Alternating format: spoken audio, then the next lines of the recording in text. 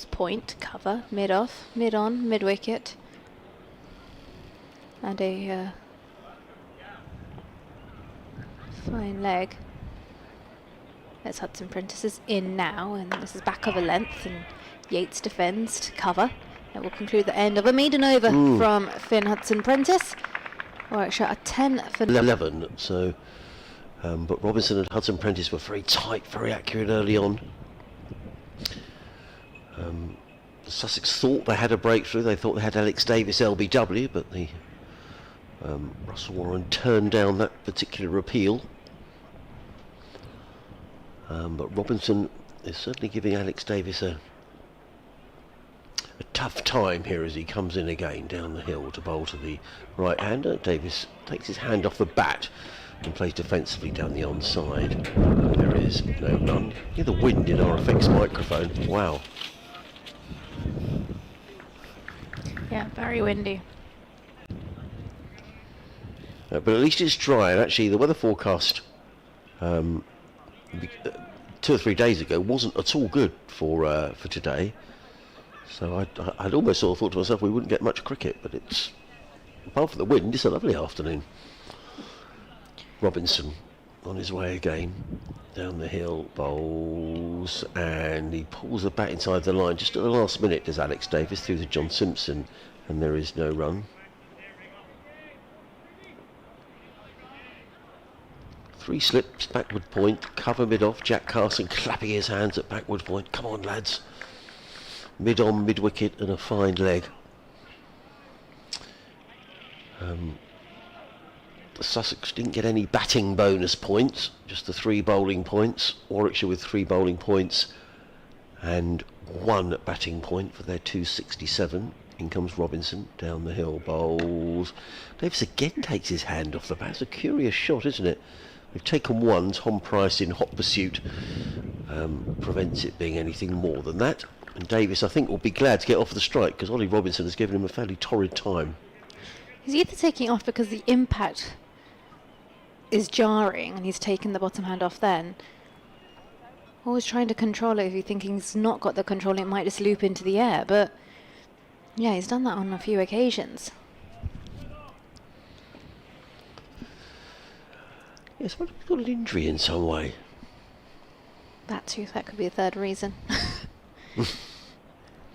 Robinson in bowls, Yates with that very solid forward defensive plays to mid-off, and there is no run. Yeah, especially if one of the fingers might have an injury, or nowadays so many players have hairline fractures and they carry on playing, tape it up. But if you get a heavy ball and it hits the bat in the wrong place, it can be quite jarring on the hand.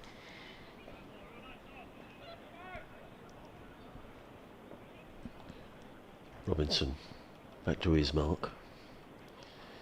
In again down the hill, bowls to Yates, who covers up, plays to backward point, fielded there by Finn Hudson Prentice. And there is no run. Jack Carson down below us, hands in pockets. Interesting, we were talking to Alexia Walker before lunch, who's the Sussex women's head coach, and I was talking about hand warmers, and she said that she just instructed someone to make sure there was some in the kit bag for tomorrow. And she said they're really good. She said they last for a long time. They do. And they get really hot as well. Sometimes you get these like extra powerful ones. Robinson in bowls, and forward comes Yates, plays onto the onside. Another tight and accurate over from Ollie Robinson, just the 1 run coming off of it. So we've had 6 overs of this Warwickshire reply. They're 11 without loss. Davis on 7. Yates is on 4. A big appeal for LBW against Alex Davis was turned down by umpire Russell Warren. But so far, Warwickshire have all 10 wickets in hand, and their lead is now 78. Hudson Prentice with ball in hand, gives it a shine on the back of his right thigh.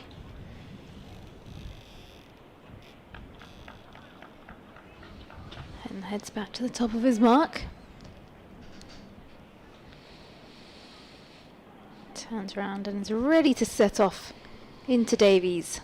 3 slips in place, over the wicket, he drives uppishly and it's caught and bowled Fabulous take there Yeah, it from was. Finn Hudson-Prentice. That was hit with quite some oomph from Davies on the up. And Hudson-Prentice sticks his hands out.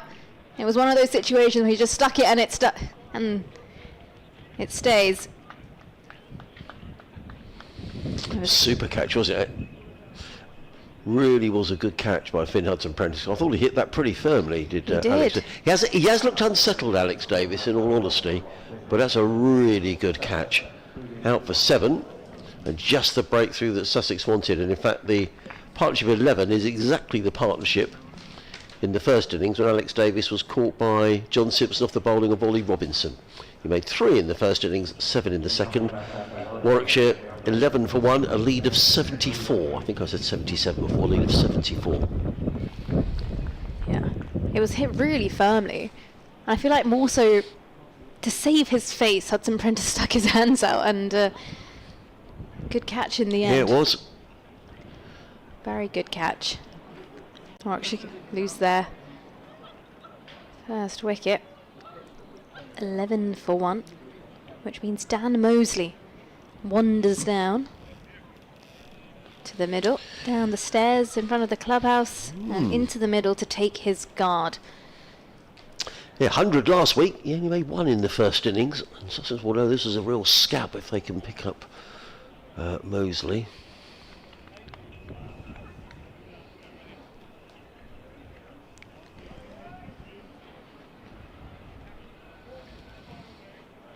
It's a good game, Nicky, isn't it? I mean, you'd have to say in a relatively low-scoring game that Warwickshire, with the runs on the board, have got the advantage. Oh, no, 100%. I mean, they've got the runs. But I like how this has ebbed and flowed in totally. sessions as Hudson-Prentice comes round the wicket to the left-handed. Mosley's forward and drives, not very cleanly, and actually towards the toe end of his bat. It goes to cover where Haynes fields. And the breeze is picking up as well. The umpire is struggling to keep hold of Hudson-Prentice's jumper. It's blowing away all sorts of in all sorts of directions. No, I completely agree. It has ebbed and flowed now. I think Dan Mosley wants something moved from behind the bowler's arm. He's just pointing to the umpire and saying, "Can you just get something moved out?" It could be. Sometimes at home here you get something reflecting off of a window. I think that's what it might be. In which case, sometimes they have to get a blanket or something to put over the window. It's nobody moving. Everybody's looking in the direction of where the problem is. It's away to our left-hand side, right behind the bowler's arm. Now, could be something. It could be the sun just glinting off of something. It's not the first time I've seen that at Hove. I feel like it could be the reflection that comes off this sort of window that we have in the commentary box, but it's on that side. Could be, yeah. That's quite bright. Glistens, especially with the bright sunshine we have right now. Well, Ollie Robinson is coming down to have a chat to, I think, the steward who's standing down here, just to try and understand exactly what the problem is. But yeah, now umpire Russell Warren is having a look as well. So they just need to get the either steward or the ground staff. I'm not sure where the ground staff are actually, to see if we can hear what's being said. Yeah, they're looking up towards these windows, away to our left. So that's where some of the club offices are here. I can only imagine that in some way the sun is maybe glinting off there. John Simpson's gone running off the field. Maybe that's a loo breaker. Now Ollie Robinson is clambering. I think it's this. It's something to do, I think, with this. Is this sight screen at this end? Either way, we've got a break in play now. The Ben Gibson, the groundsman, has come onto the field. And he's talking to the umpires. If it is the window, you can't really get rid of the window. So Well, I'm not sure. Maybe it's these. It's like I'm not sure if it's a sight screen here or something. But Ben Gibson's nattering away to the umpires.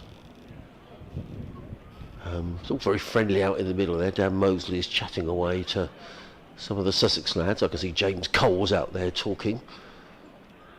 But we got about a break in play. I think they've Or whatever it was, we're going to carry on. Without, I don't think, John Simpson has just come back onto the field. So I'm not entirely sure what the problem was, but whatever the problem was, it seems to have been resolved. Ben Gibson has gone running back up to the far end of the ground. He's the head groundsman here at Hove. The steward is pointing in the direction of that window, or that sort of metal structure. I'm not sure if it's a bit of a sight screen or what it is, but everyone's sort of peering to see what the problem is. Either way, we're going to carry on, so much ado about nothing. Hudson Prentice ready to go. Round the wicket in to Mosley, who drives straight down the ground past Hudson Prentice, and this is a beautiful shot all along the carpet, and that will run away for 4 runs. There's nothing anyone could do about that. Well, whatever the problem was, Nikki, clearly for Mosley it was no problem because he hit the next ball for 4. Absolutely. Very odd.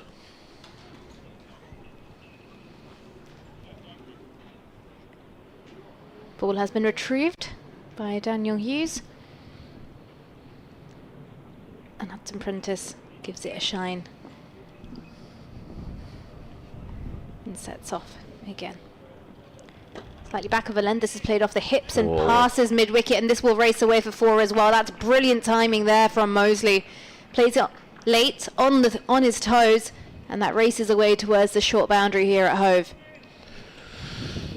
Yeah, successive boundaries. Not too often in this match that has happened to Finn Hudson Prentice. Been an eventful over this. I mean, the caught and bowled was it? This seems ages ago, Nikki, that caught and bowled.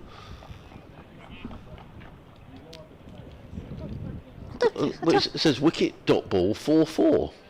Yeah, it was the little brief interruption which seemed to have taken up a bit of time. Yeah.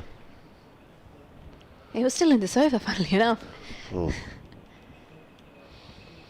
And Hudson Prentice in wide of the crease. This is defended by Mosley after some back-to-back boundaries. Glorious shots from him. Plays this one with respect into the offside. All Sussex players have their hands in their pockets. Things that you are told not to do, but when it is so gusty outside, you have no alternative. Preserve the warmth.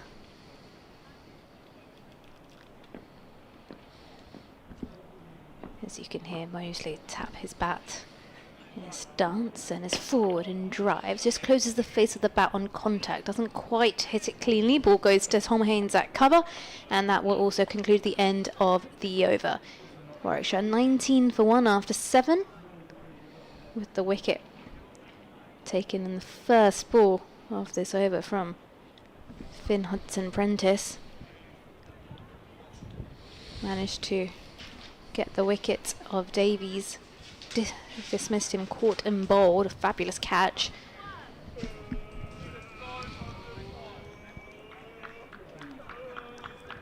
It's getting a bit noisy. It is. Someone's enjoying themselves. Not quite sure where they are, but it's if you just joined us, a very good afternoon. Welcome to a sunny, breezy Hove, as Ollie Robinson makes his way down the hill from the Cromwell Road end. He's in and bowls to Rob Yates, who's forward with that very distinctive forward defensive push back down the pitch. Robinson fields of his own bowling. There is no run.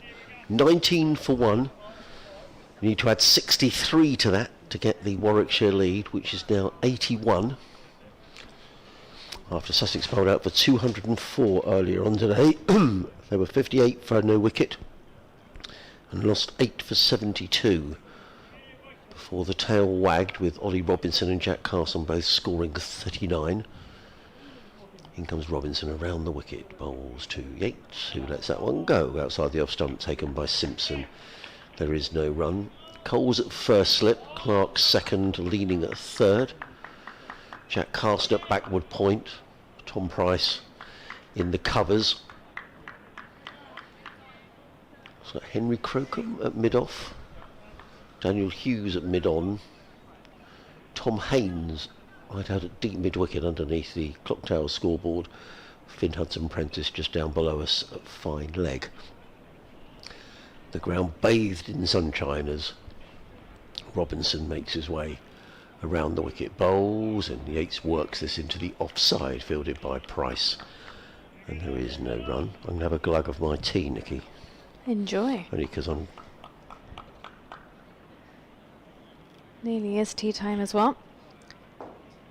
We'll go Yeah, for we've tea got- when there's 32 overs left. Yeah, so what have we got? Another 8 overs after this until tea, so we'll have a bit of extra time this evening. 8 overs, that's going to take probably half an hour to bowl, I would imagine. Probably a bit more, so we might not be till tea till 4:15. Close to being an hour late as scheduled. Robinson around the wicket, bowls Yates again, lets that one go through to keeper Simpson, and again there is no run.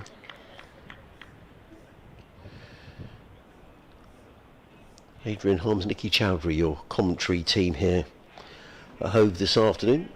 Richard Wilford also with us, but Richard's doing all sorts of updates to the sports show into the West Midlands, so he hasn't got the afternoon off. He's a busy man, Rich, isn't he? Yep. Running from one room to the other. Here comes Robinson again, round the wicket, bowls, and forward comes Yates. Robinson in his 4th over, typically miserly Ollie Robinson. 3.5 overs, 0 for 7. I guess all eyes will be turning to Aintree shortly. The Grand National gets underway at 4 o'clock. Robinson wheels around at that far end of the ground. He's running down the hill from the Cromwell Road end. He's in now, bowls, and forward comes the Yates again. Maiden over from Ollie Robinson. 4 overs, 2 maidens, 4 overs, 2 maidens, no wicket for 7 for Ollie Robinson. And Finn Hudson-Prentice is going to bowl the next over from this sea end of the ground. He's also bowled 4 overs, 2 maidens. He's taken the 1 wicket to fall that was Alex Davis, who was very well caught by Finn Hudson-Prentice, his 3rd wicket of the match.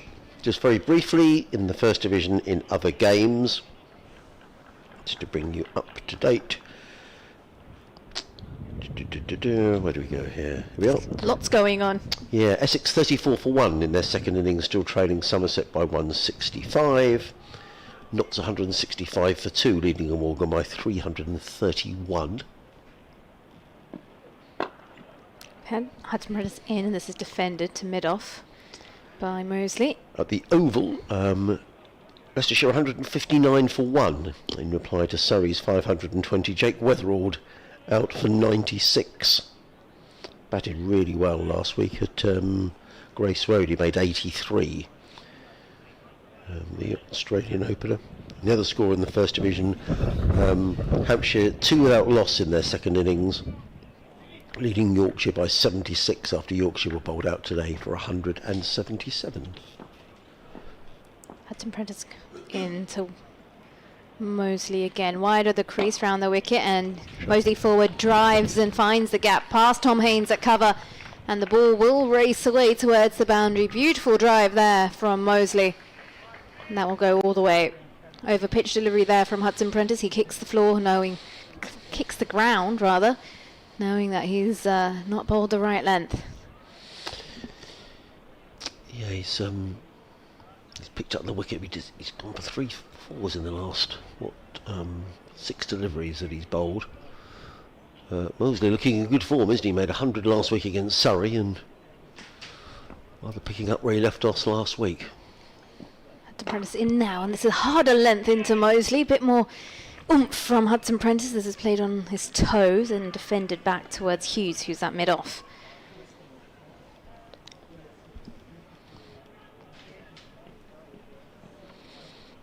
Still got those 3 slips in place, Ollie Robinson. I mean, he's got to do that, Nicky, hasn't he, really? Because Sussex do need to pick up wickets here, but he'll be very mindful, Robinson, that he won't want Warwickshire to get away.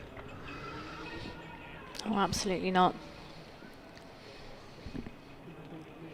Hudson-Prentice in now, and this time driven inner half of the bat towards Ollie Robinson, who's at mid-on. Doesn't quite sound as nice.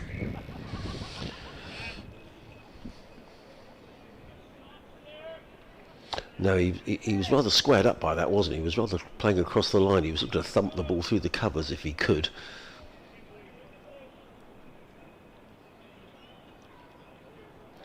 Sussex would dearly love a couple of wickets here before tea.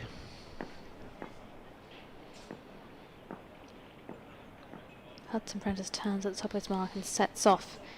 Oh, and bowled him. Beautiful delivery. Mosley plays the first line. And the ball finds the gap. There's a lovely delivery there from Finn Hudson-Prentice, and Warwickshire, they lose their second wicket, both courtesy to Hudson-Prentice. Well, we were just saying they'd love a couple of wickets before tea, Nicky, and that's just what Hudson-Prentice has done. It's a big wicket as well, because Dan Mosley was looking in really good touch, wasn't he? He just was. that previous delivery, he just seemed to play slightly across the line, but it's a really big wicket, and just when Sussex needed it, they needed to keep the pressure on. Mosley has gone for 12. He's the real danger man coming in at number 3. And Finn Hudson-Prentice, who's having quite the game, picked up. In fact, he accounted for, in the first innings, he accounted for Dan Mosley as well. So he's got him twice in the match. But a really big wicket as far as Sussex are concerned. Mm-hmm. And it maybe just keeps Warwickshire slightly in check. Yeah. Feels a little bit like deja vu at the moment. It is, isn't it? It is. Is that 23 for 2? It is, isn't it? So that means, what's the lead? 86.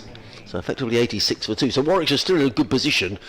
But we said if Sussex could whip one out here before tea, if they could pick up a couple. There's a bit more cloud coming in to catch. I thought that sort of all the cloud had gone for the day, but coming up over the southwest corner, there's some horrible looking clouds. So I hope that's going to... The only good thing is it's so windy. If there's any rain around, it's going to get blown through very quickly. Yeah, they look quite heavy, aren't They they? do, no, they look do. full. Yeah, they do. I say, I thought we were done for the rain. They look quite full. Let me just have a look at the forecast, actually. Yeah, I thought it was good. I thought it was okay for this afternoon, but we shall see. Sam Hain is the new batter. Out he comes, and the field switches over from left hand to right hand. 3 slips in place as Hudson-Prentice comes back over the wicket. And Mosley's... And Hain is forward, goes to leave. This one's come back, struck him on the pad, and the finger goes up. And the celebrations continue for Sussex. Oh, wow. Back-to-back wickets here for Hudson-Prentice. Wow. Well, that's really... Well, I said Sussex would like a couple of wickets before tea, so I don't know who was listening to me, but somebody was, because they've done exactly that. And now Finn Hudson-Prentice finds himself on a hat-trick. Wow, wow, wow. Well, we spoke to him last night, Finn, and he was saying how he'd had a winter at home, which is unusual. He usually spends his winters abroad. Yeah, he said it's somewhat allowed him to come back slightly more fresh because he's been able to manage his workloads better, and that's all. That always helps, doesn't it? Because you're not as burnt out before the season even begins, and well, it seems to have done him a well of good. How things can change. I mean, that's so Sam Hain in the first innings made 4 before he was bowled by Tom Price. In the first innings, Warwickshire were 22 for 3 when Hain is out, and this time around they're 23 for 3. So you're right, Nick, it is kind of deja vu, really. Well, there we are. Finn Hudson-Prentice. The new man in is Bo Webster, who played in sort of an attacking way in the first innings when he was out for 48. So, Hudson-Prentice, I'm sure if there was... Well, he gets a nice round of applause from the few spectators who are down at this end of the ground. And Sussex right back in it. Ollie Robinson down the hill from the Cromwell Road in bowls, pulled by Robbie Yates onto the leg side. There's a slight misfield by Tom Haines, but it doesn't cost a run. So, Yates stands defiant. He goes to 5, 24 for 3, and it brings Bo Webster to face Ollie Robinson. Well, Richard was saying earlier on today, he said anything could happen here. You could find Warwickshire get bowled out cheaply, you could find out Warwickshire run away with it, and now Finn Hudson-Prentice does get his deserved round of applause. Far more spectators in the stand in the southwest corner of the ground. applauding the Sussex all-rounder. And now it's Ollie Robinson down the hill to bowl to the tall figure of Bo Webster. He's in and bowls, and Webster is forward, plays onto the onside. There is no run. There's a howl from the slip cordon. Sussex players really on their toes here. This is exciting stuff. It really is, and just goes to show how quickly things can change in cricket. If you're listening, you might have just popped up to go boil the kettle, make a cup of tea, and you've come back and you see Warwickshire 3 down. Anything can happen. Just those small moments and those periods where you've got to dig deep, and that's exactly what Sussex have done and exactly what Finn Hudson-Prentice did with the ball. Robinson makes his way down the hill. Extra spring in his step. Bowls to Webster. Webster is forward, trying to get everything behind it. Plays to mid-on. No run. Those rather nasty-looking grey clouds, they do look nasty, Nikki. They're sort of... It seems a lot darker around the ground yeah, it already. does. No, it really is. And the only good thing is, if there are showers around, they are going to blow through pretty quickly, which is the good news. To see Tom Clark in that second slip just looks up towards the clouds, rather. Robinson on his way again, racing in, bowls to Webster. Webster is forward, pushes into the offside. Tom Haynes is very quickly in to prevent a single being taken. Sussex scrapping for every run here. It's been a low scoring game for those just joining us. Warwickshire bowled out yesterday for 267, having at one stage been 117 for 6, rescued by a partnership of 115 between Kai Smith and Chris Wokes. Sussex in turn 58 without loss this morning, then using 8 for 72. And Ollie Robinson and Jack Carson adding 66 for the 9th wicket. As Robinson is in, bowls, Webster drives, nice looking shot, well fielded by Haynes in the covers. Diving away to his right hand side prevents a boundary, but Webster goes through for a single. Sussex bowled out for 204, conceding a lead of 63, which Warwickshire have added to by 25 runs, but in the process they've lost 3 wickets. Hudson-Prentice having to run from one side of the field to the other, fielding at he may not be too unhappy about that because it's pretty chilly out there, but he is bowling as well, as in comes Robinson. Around the wicket, bowls to Yates. Yates that didn't miss the off stump by very much, goes through to John Simpson, and there is no run. It is the end of the over. Exciting cricket here at Hove. Warwickshire 25 for 3, Webster on 1, Yates is on 5. I'm Adrian Harms, Nikki Chowdhury next to me, and this is good stuff, Nikki. It's you don't want to say which way this game is going. I still think Warwickshire are in the box seat. I mean, they've got the runs on the board. It's a low scoring game. But Sussex are fighting back. Yeah, they absolutely are. And I guess a couple more wickets, quick wickets, will really turn things on its head as well. At the moment, still Warwickshire very much in the lead.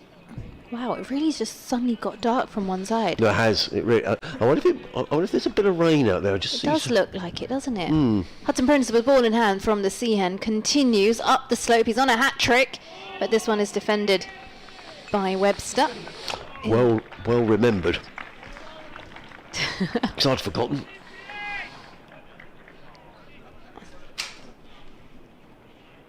I think it might just be spitting. It might be. Yeah. We had all sorts of weather here today. It turned up here. It was very overcast and gloomy. Then the sun came out. Then it's been gusty. Hudson-Prentice in, fuller delivery, and Webster goes to drive, and he's rather frustrated with himself as he hits the toe end of the bat.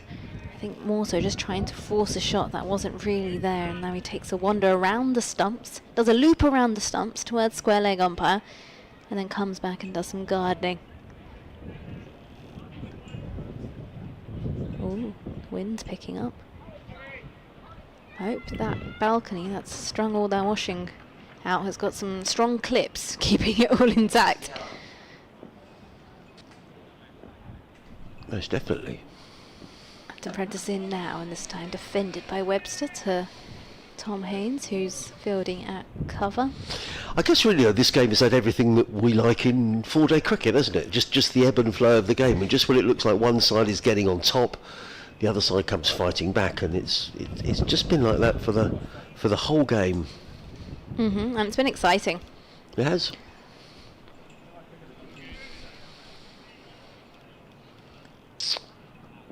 Finn's walking back towards the top of his mark, and he's like walking against the wind with his eyes like eyes shut, trying to get through it. Back of a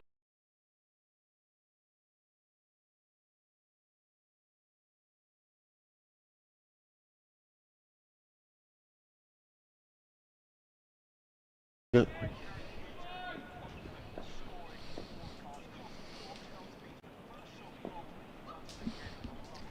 Hudson Prentice in now, and again Webster goes to drive and comes off the shot. Ball hits toe end of the bat, and it goes to Hughes, who's at mid-on. Right, you can keep going, Nicky, it's okay. On track for another maiden over here, Finn Hudson Prentice.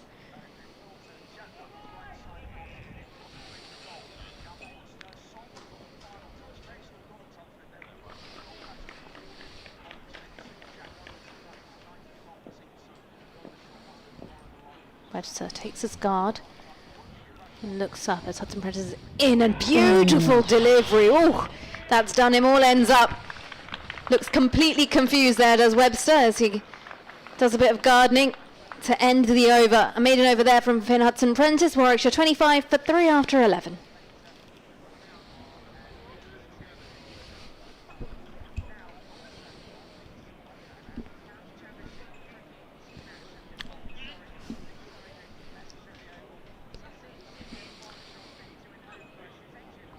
Well, Robin, it's just a terrific game of cricket down here at Hove. The story of the day, Sussex 58 for loss without loss earlier on this morning. They then lost 5 wickets for 25, in fact 8 for 72. At one stage they were 130 for 8.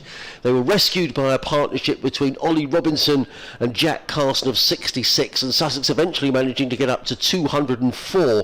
That was conceding a lead of 63, but in their second innings Warwickshire have already lost 3 wickets. They're 25 for 3, all 3 of those taken by Finn Hudson Prentice, who at one stage was on a hat-trick. So it's a terrifically entertaining game. The lead here for Warwickshire at the moment is 86 runs, and I have to say there's a bit of rain around as well, so we're just keeping a little bit of an eye on that, Robin. But we're just coming up to tea. It's been a really good day's cricket. Meanwhile, at the Oval, Leicestershire going really well against Surrey. Leicestershire 187 for 1 in their first innings. Jake Weatherall, the Australian opener, he's out for 96. That in reply to Surrey's total of 520.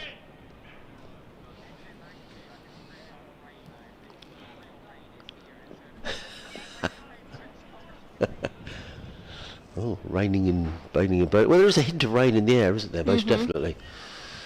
But as I say, I think the wind will hopefully blow whatever is coming through fairly quickly.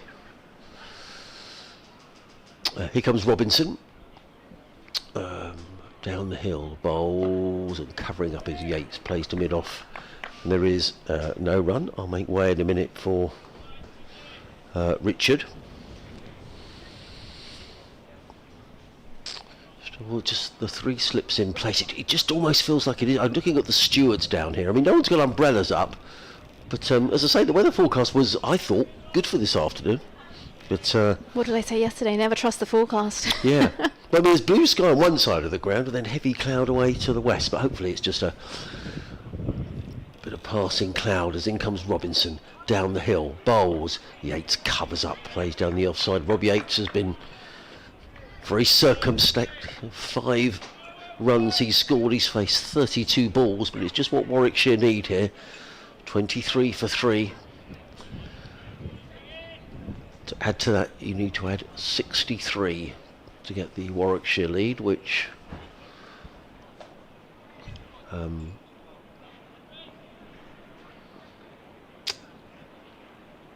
Robinson wheels around again in his 6th over, round the wicket, bowls to Yates, and Yates again is forward and just drops his hands and plays quietly to mid-off, and there is no run. Perversely now the sun is coming out. I'm so confused by this weather. I'm confused by this weather. Finn Hudson Prentice looks up to the sky. He's just down below us, is Finn. He's got his hands in his pockets. He's been the standout Sussex bowler for me. 5 wickets in the match. He was on a hat-trick a little earlier on when he had Sam Hain for a duck, following on from Dan Mosley. Robinson again. Floodlights are coming on now as well. It's all happening here at Hove. He's in over the wicket bowls, and Yates, just looked back at his stumps anxiously then. I think he thought he'd played that on Mosley, but there is no run. Now an advertising board has blown. Well done, Finn Hudson Prentice. Just comes and picks up that advertising board and makes sure it's not going to blow anywhere. People in the stands are just sort of making a bit of a... I think it is raining, Nikki. Hoods are up. I could just see, yeah, they're coming off the ground. I think the umpires have decided that there is definitely rain on the way. I could see some smatterings on the window. So with what? We've got 4 overs to go until tea. I just wonder whether the umpires have decided, probably sensibly actually, that if there is some rain on the way, let's get it out the way during the tea interval. So the players are leaving the ground with Warwickshire 25 for 3. It means the lead is 88. The floodlights are on, the umpires are going off the field, so we have got a break in play here, but I suspect this will be a quick shower. In fact, look at the ground stuff now, really struggling with the tarpaulins at the far end of the ground. The stumps are out of the ground, and I wonder whether Ben Gibson and his team think this is going to be a rather more lengthy delay than I thought, because with the stumps out of the ground, that looks to me like they're bringing on some tarpaulins, etc., to protect the wicket. So maybe there's a little bit more rain around than we thought. So we're going to take a little breather here at Hove. There's still some blue sky around, so hopefully that's not going to be the end of of play for the day. But Warwickshire 25 for 3 in their second innings. The men out: Davis for 7, Mosley for 12, Sam Hain without scoring. All 3 wickets to Finn Hudson Prentice, and the Warwickshire lead here is 88. From myself, Adrian Harms, from Nikki Chowdhury and Richard Wilford, we'll be back with you after tea, when hopefully this little bit of rain would have blown away, and we'll get some more cricket.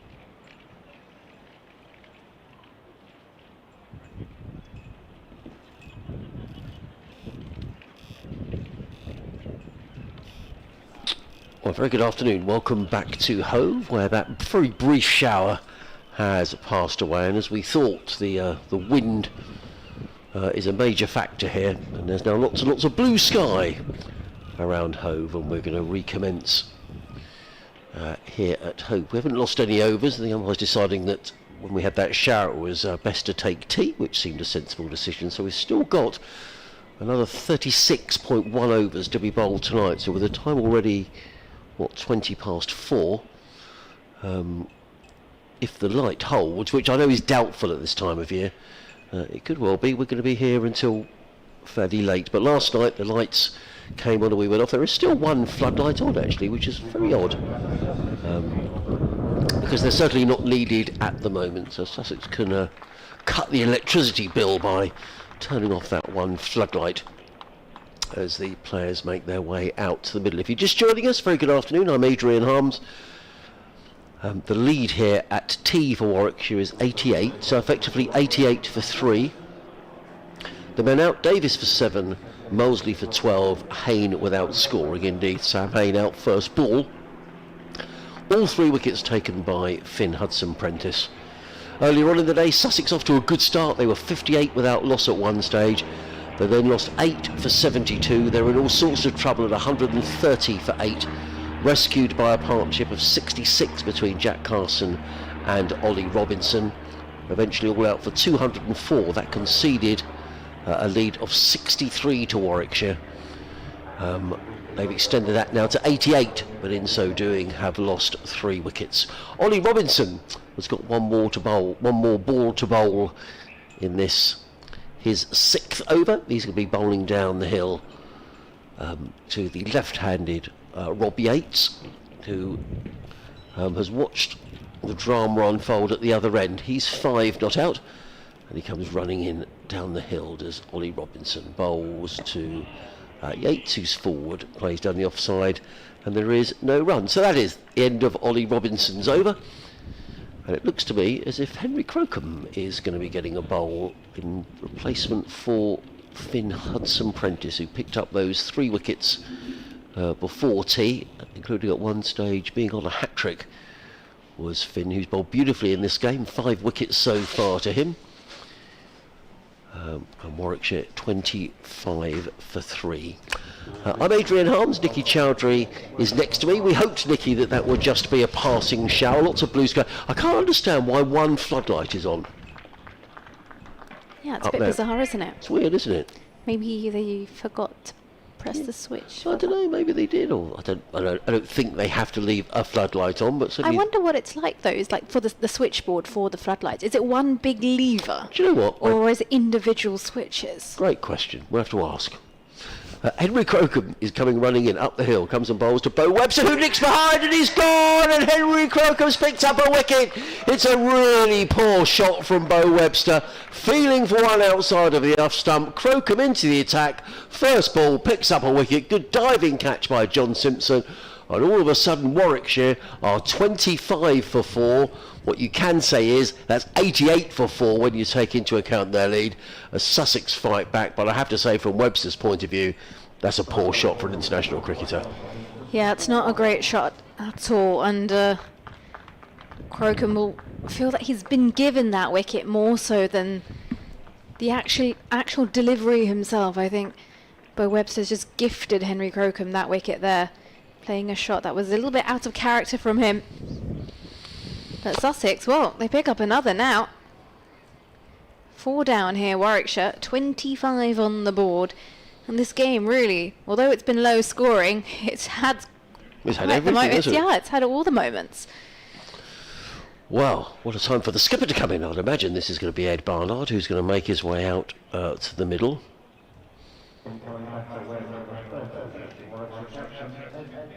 Yes, there we are. Gets the announcement from Graham Irwin, the Sussex scorer. So Ed Barnard makes his way out to the middle.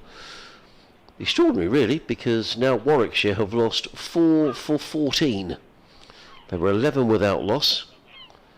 And my good friend Sam, who's 40 today,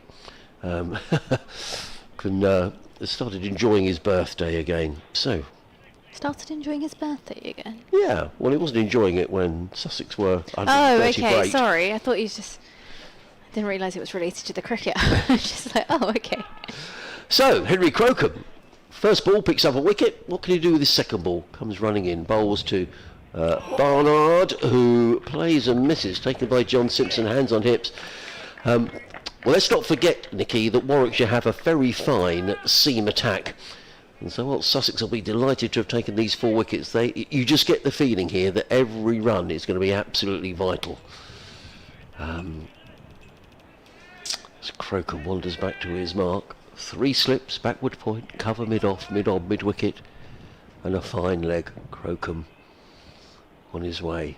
Bowls, Barnard clips onto the onside. They've taken one. Jack Carson is in hot pursuit, but they're going to come back for a second run, fielded way down in the distance by Finn Hudson-Prentice. 2 to the skipper. Warwickshire go to 27 for 4. To that you need to add 63, so that makes the lead 90. I don't know if that's shown on the scoreboard, actually, Nicky. I've been trying to find it for the last 2 minutes, and I just can't. See, I don't know, my math isn't the best. I find 63 quite an awkward number to add things to. Anyway, Crocombe in and bowls. Barnard lets that one go. There's a howl from the slip cordon. Goes through to John Simpson, and there is no run. Well, if Sussex could pull this out of the bag, it would be extraordinary to win. After everything that's happened, if they were able to win their first 2 games of the season, it would be a remarkable start. That's a long way off, but they're certainly fighting. And Ollie Robinson spoke a lot pre-season about the group, about the chance to do something special with this group of players who, who knows what's going to happen at the end of this season. They can only live in the here and now. As in comes Crocombe over the wicket, bowls, and defending into the offside is Barnard, and he picks up a single as the ball is played to point, and he picks up 1 run. Does Ed Barnard? He goes to 3. Total to 28 for 4. Brings Rob Yates on to strike. One thing is for sure, Nicky, you can't take your eyes off this game, because something always seems to be happening. What have we had? 24 wickets in 5 sessions. Yeah, something keeps happening. You can't move away at all. Henry Crocombe. Yeah, around the wicket. Comes into bowl to Yates, who's forward, plays into the offside. Rob Yates, who's showing admirable restraint here. Very resolute. He's scored 5 off 37 deliveries. And a round of applause for Henry Crocombe, who picks up a wicket with his first ball of his new spell. So I'm going to leave you with Nicky and with Richard. I don't think I've got an update probably till the end of the football, so probably 20 minutes or so. So over to you, Nicky. Thanks very much, Adrian. Adrian's going to make himself a nice cup of tea and have a well-deserved rest and break. This game has been full of action, as Ollie Robinson plods along to the top of his mark at the Cromwell Road end. 3 slips, backward point, cover mid-off, mid-on, mid-wicket, and a fine leg in place for Robinson, who sets off into Ed Barnard, who's forward and defends, and ball goes to backward point, and in the seat next to me rolls in Rich. Well, already 14 wickets today. It's a lot of wickets. It's a lot of wickets. Could be quite a lot more yet, couldn't there? It could. This game is moving very, very quickly. And at the moment, the balance has tipped since they were 130 for 8 in their first innings. There's last 2 partnerships, mainly the 9th wicket partnership between Carson and Robinson, and the way that Hudson-Prentice and Crocombe have started, got Sussex back in the driver's seat. This one's left alone outside the off stump by Barnard. At the moment, you kind of rather be Sussex just at the moment. The lead's only 91. 6 wickets left, but you would feel that if the target's less than 200, Then I think you'd rather be Sussex. yeah, you'd really fancy it. And the moment looks that way. Warwickshire had one big century partnership that bailed them out in the first innings. Are they going to find one here? Will Rob Yates get reward for hanging around and sticking out there? He's only played 2 scoring shots in 36 balls. Robinson into Barnard. Forward and lets this one go through to Simpson with the gloves. But yeah, all sorts have been happening, and well, if you're a Sussex supporter, at one moment you'll be thinking, right, we're in this, and a Warwickshire supporter's thinking, hang on, this is our game, and it's just been that sort of day, to be honest. Robinson making his way back to the top of his mark, his shadow standing tall beside him, taller than him actually, and now running behind him as he's in now to Barnard forward and lets this one go through to Simpson. Just taking a look at the scores elsewhere as well, Rich. In Div 1, Essex versus Somerset. Essex trails Somerset by 144 with 7 wickets remaining. Nottinghamshire taking on Glamorgan. Nottinghamshire lead Glamorgan by 357 runs with 7 wickets at hand. Surrey were 520 all out at the Oval against Leicestershire. Leicestershire currently trailing by 322 with 9 wickets remaining as Robinson is in again, and Barnard forward, drops us into the offside, scurries a few steps forward looking to take a single and then runs back. And then Yorkshire versus Hampshire. Hampshire lead Yorkshire by 105 runs with 10 wickets in hand. Yorkshire were bowled out for 177. There's a lot of cricket going on today. Just looking at the BBC Sport website, that's the first page, Div 1. Then we've got the Div 2 scores to go through. Then you've got the women's scores to go through. It's a bit of IPL as well. IPL, PSL, as Robinson is in now. Bit of width, and this is slashed away and slashed hard by Barnard, and that will go away towards the covers for 4. That's a beautiful shot as well. Made the most of it. Waited patiently for the freebie and sent it away when he got it. That will also conclude the end of the over as well. That's the quickest we've seen a ball reach the long boundary this week. That absolutely flashed. His timing was very, very good there, Ed Barnard. 32 for 4. He's going to come. He's not going to be over-attacking, but he'll certainly want a positive mindset here. As the wind threatens to create more havoc around. There's more clattering and... Certainly blew those rain clouds over quickly. It did, which is good. The clouds that we can see at the far end of the ground, or beyond the far end of the ground, are scuttling across the sky. Scuttling in is Henry Crocombe, back of a length. Standing up tall to defend the offside is Yates. Saw what you did there. He scuttled. I don't think he quite believes that he got a wicket with his first ball today, but that was a good delivery to Bo Webster.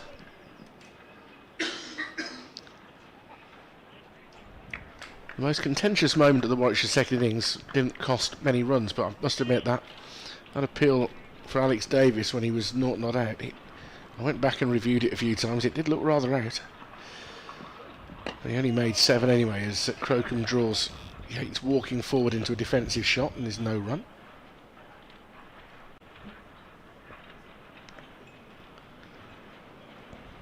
The flags aren't blowing quite as perilously as they were. Meanwhile, dramatic news on the towel front. They've been taken in. How did we not notice? You weren't paying attention. I blame you. No, there's too much going on the cricket pitch, that's the reality. Crocombe in again, back of a length, standing tall is Yates, defends it back down the track. Crocombe gathers, then throws it up to Dan Hughes at mid-off. The socks are gone, everything. Everything. I mean, I'm presuming taken in rather than just blown away. Maybe I'll find some towels on Lansdowne Road on my way home. Never know. Could happen. You had your eyes on one of them as well. I'm not saying I coveted them, that's for sure.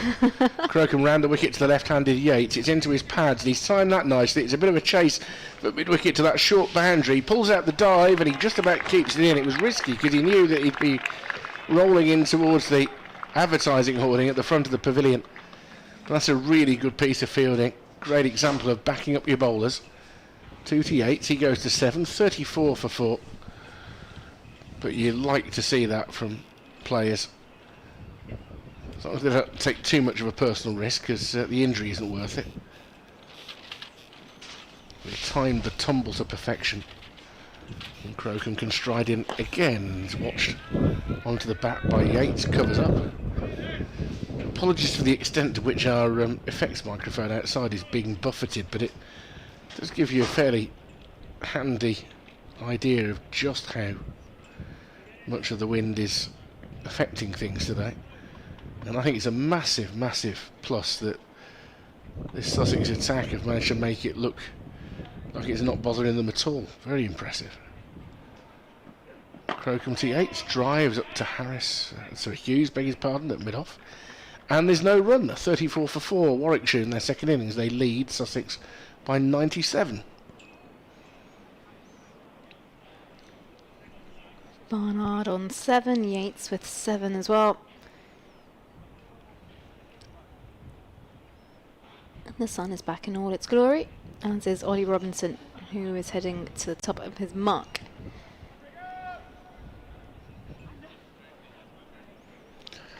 Of course, it's free after the tea interval, so if you want to nip down, but do you put a coat on? Do put a coat on. Don't do a Nicky and forget a coat. You've got one today, though. I have. But what you're going to see is some pretty compelling cricket here. You shall. As in runs Robinson now. And this time Barnard is forward, defends the ball towards mid-on. Feels like a really important partnership, this one, between these two. Barnard, very experienced player, now the captain. Hasn't had too much of a chance with the bat so far this year because they got so many runs on the board before he came in last week. So he will be eager to play his part. And Yates, who's just holding on in there. In runs Robinson. Ooh! And Barnard goes to leave this one. I'm going to have to get a better look on the replay here, Rich, because I had the slip cord and completely blocked my vision. Yeah, I think it may have clipped the top of his pads. It would have been too high to have been judged LBW. But the leave is very risky for anything that's around the stumps. We know how good Ollie Robinson is at hitting the top of off stump. This is 8th over Ollie Robinson, by the way. Okay, he's been the 20-minute interval. But maybe one more after this. It's such a key phase of the game, isn't it? Hasn't taken a wicket yet, but he's kept that pressure on that's allowed Hudson Prentice and Crocombe to do what they do. Robinson in now, and Barnard forward, defends, and the ball goes to point. What we've seen from both of these teams in what is barely more than a day and a half is that they can bowl really effectively as a unit. It's not about individuals. You might think that the two best bowlers on show in this match are Ollie Robinson and Chris Wokes, and in many ways they are. But they've only taken 3 wickets out of the 24 to have fallen, but they're part of the unit building up that pressure and taking wickets as a group. Robinson in now, Barnard forward, drives, and this is hit straight to Tom Haynes at cover, and there's a bit of confusion in the middle. Do they go for the single? He runs back. Oh, wow. It's all happening here. Brilliant athleticism in the field from Sussex, causing a bit of confusion for Warwickshire in the middle. Do they run? Do they not run? And the last thing they need right now is both batters stuck in the middle of the wicket and a run out. Always dangerous to go on a misfield, isn't it, Nicky? But they always never run on a misfield. If they'd gone the moment of the misfield, they'd probably been all right. After that, they were going to be in trouble. Off the back foot now, defends to Haynes at cover again. Yeah. Lovely looking drive, straight to Tom Haynes, who wears the ball, but stops it from flying by past him. And then Barnard's tempted to go, I think mainly off the shot, because he must have thought he's really timed that well. Sets off. And then, yeah, confusion in the middle. Shy at the striker's end. Tom Haynes has got a badge of honour either high up on his chest or on the inside of his left arm, I think. Robinson in to Barnard. And this one nipping away from him. Last minute decision to leave. And it'll be the end of a maiden over there from Ollie Robinson. And the end of an over there as well. 16 overs gone. Warwickshire 34 for 4. Both batters still on 7. And Robinson having bowled 8 overs with 4 maidens to his name and leaked the 13 runs. For Warwickshire, the scoreboard ticking over is fine. It's not losing wickets. They want to bat as long as they can, of course. That stands to reason. But you want to see this ball 30, 35 overs old and then hope that you've got a chance to make a little bit of hay, which is what effectively Kai Smith and Chris Wokes, and to a lesser extent Jordan Thompson, were able to do during the course of the first innings. But you can't be much more than watchful and hope for the occasional bad ball at the moment. But you're also fearful that something's going to get you because of that bit of movement that's been there throughout. As Crocombe is pushed up towards Robinson at mid-on by Yates. Again, he was hoping he was going to have to scamper through for a single, but it was never on. 34 for 4. A solitary seagull has a little weave across the strips at about 70 feet in the air. Goes a bit higher. Now he's flying directly over the playing surface as Crocombe bowls again in towards the pads of Yates, who defends. And the seagull swoops towards the floodlights at the far end and has its place taken by another one. They're on a relay here. A pigeon relay. Not a pigeon relay, a seagull relay. Yeah. So how distracting it is when you've got one of those aerial cameras in a sports venue. I'm not a big fan, I have to say. I half expect them to land on me. Just land on an unsuspecting spectator. Yates looking to cut the ball away here. Has he timed that? He really has. That's racing away for 4. Yates into double figures. He's on to 11 off 45 balls, and his 4th scoring shot in those 45 deliveries. But Warwickshire up to 38 for 4, and it means the target, whatever target Sussex end up having, is going to at least be in 3 figures, because the lead is up to 101. Good shot that from Yates. Lovely shot that from Yates. I'm still trying to process mentally the sentence you just said about a spectating spectator without trying to muck up. Was it a spectating spectator? I think you was said it an unsuspecting spectator? Don't. I mean, as a spectator, I don't think I can. You suspect you're a spectator, but you're unsuspecting that something's going to land on you. Over the wicket goes Crocombe to Yates, and that's on his pads, and he can turn it behind square for a single. He's to 12, 39 for 4. Well, I'm not even going to try saying that because it's like one of those tongue twisters, like Betty bought some butter, but the butter was too bitter. you've already proved that one there. I mean, it was very brave of you to take it on. I think I know that one. You stumbled. Okay, I'll do it without stumbling at the end of the over. Oh, that's very brave to go again. Crocombe now has the right-hander. Barnard, who sees a short ball and tries to cut it without really getting his right foot across. He did that early in his first innings. He went on to make 18 then. But and again, they can't really afford loose shots like that. He's berating himself. There are plenty of ways to get out in this game. Both bowling attacks have been on top throughout. Say throughout, I mean, there have been just a couple of quiet passages, haven't there? A couple of partnerships in this match. As this is defended, Yates was very interested in a single, then there's a misfield, and they still call the single off. And that is the end of the over. 39 for 4 Warwickshire. They lead Sussex by 102. Nicky Chowdhury is going to then bring out the second attempt at the tongue twister. Am I? Betty brought some butter, but the butter was too bitter, so Betty brought some better butter to make the bitter butter better butter. There you go. Magnificent. I know, right? That was flawless. Brave to go for a second time, and you did it flawlessly. Told you, it's a special skill of mine. Tremendous. It's my party trick. There we go. That was our little enunciation moment there for you. Right, back to the cricket. Robinson at the top of his mark, getting himself ready to go against a left-handed Yates. 3 slips in place. And in he charges. Right arm over the wicket to the left-hander, who's forward and defends, and the ball nearly rolls onto the stumps behind him, and he does a good job to get his football skills out and boot it away. I think in the end he didn't need to. He had his foot in position to guard against it going onto the stumps. It's interesting, Adrian Harms was talking earlier about the fact that Ollie Robinson knows that he mustn't over bowl. He's going to make sure he stays fit. He's got a good attack of alternative bowlers that he can rely on. But here, already into his 9th over, he's bowled unchanged from the far end in front of the flats because he knows there's a game here that's on the line a bit. This is the moment to try and win this game. Robinson in now to Yates with a back foot on his toes, just drops this in softly, very soft hands, and runs through for a single into the offside.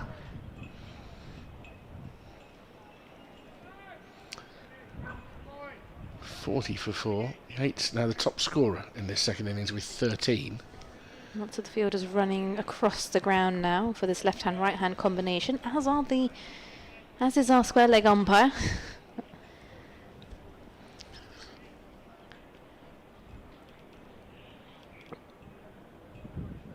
Robinson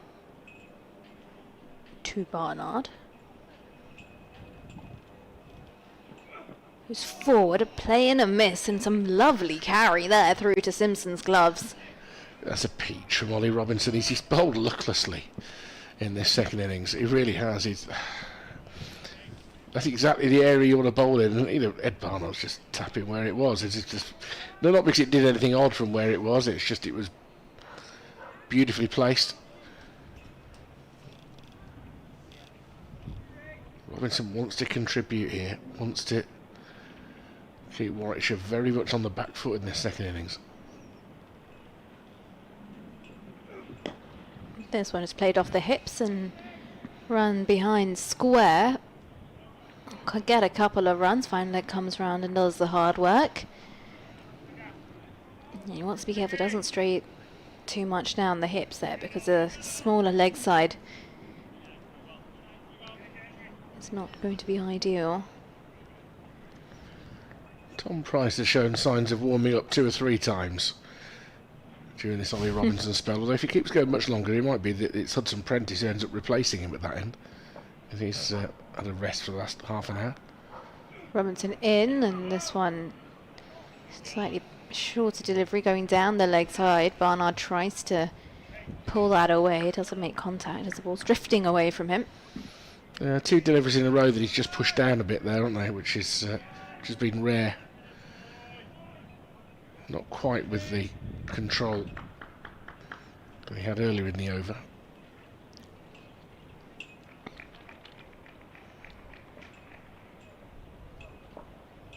And he runs. And this one outside the off stump, back of a length. It's left alone by Barnard, and that will also conclude the end of the over. And there was a real grunt from Ollie Robinson as he finished that ball as well. 42 for 4. Warwickshire, Yates at 13, Barnard with 9. 18 overs have gone.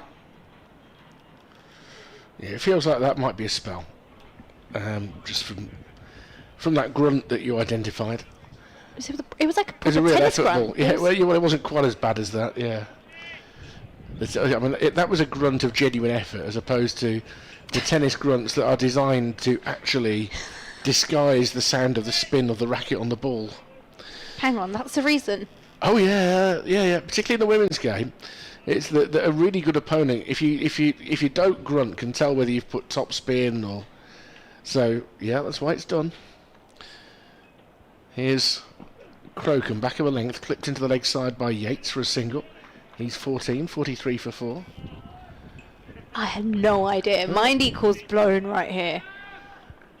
Oh, wow. I'm not telling you the best players that actually can hear things like that, but in the same way that the very best batters have the ability to see the position of the ball in the bowler's hand. Now, I certainly could never have done that. Exactly. If you translate it from one sport to the other, it's a similar sort of tactic. Crocombe again pushed out through point for a single by Barnard. He now joins Yates in double figures with 10, 44 for 4. But I guess to try to purposely grunt whilst putting spin on the ball, and I think that's quite the practice. Practice. It's trained into them. It's far more prevalent in the women's game than it is in the men's game, and it's because the spin and Frankly, the women's game is far more watchable as well, just for the skill, and it's not all about power. Driven by Yates into the ground, well fielded in his follow through by Crocombe. It's multitasking, isn't it? To grunt and then to do it at the same time. Wow. I think you could probably do it. I don't think so. You know, I can't. You need to practice. If you're with your friends, you're playing pool in the pub, grunt every time you hit the ball, and they won't know whether you've put top spin or screw or side on the ball. But that is in women's tennis. That is why they grunt. It's to disguise the sound of ball on racket.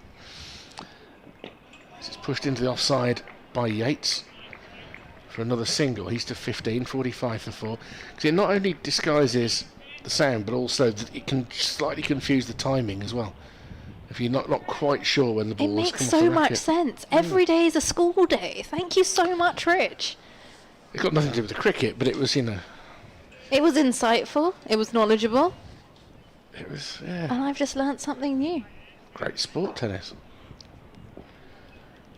2 balls left in Crocombe's over. Into Barnard, stands tall, pushes it out into the offside.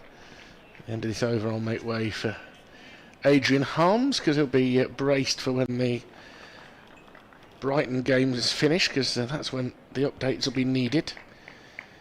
And I think they're still clinging on to a 1-0 lead up at Burnley. Whereas listeners in the West Midlands who've been listening to Walsall play miserably against Cheltenham, so they'll be very relieved when the final whistle goes, I think.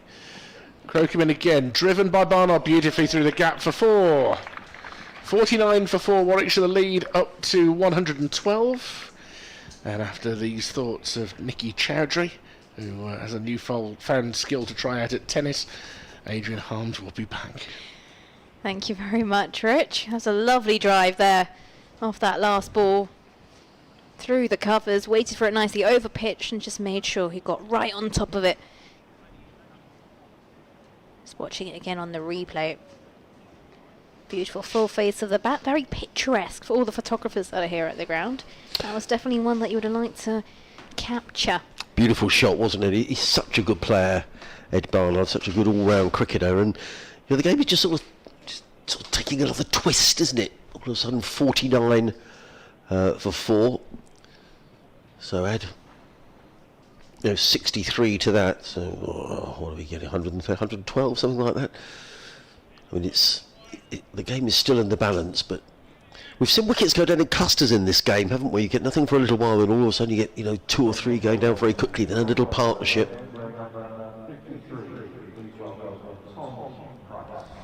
Tom Price coming into the Sussex attack to a nice round of applause.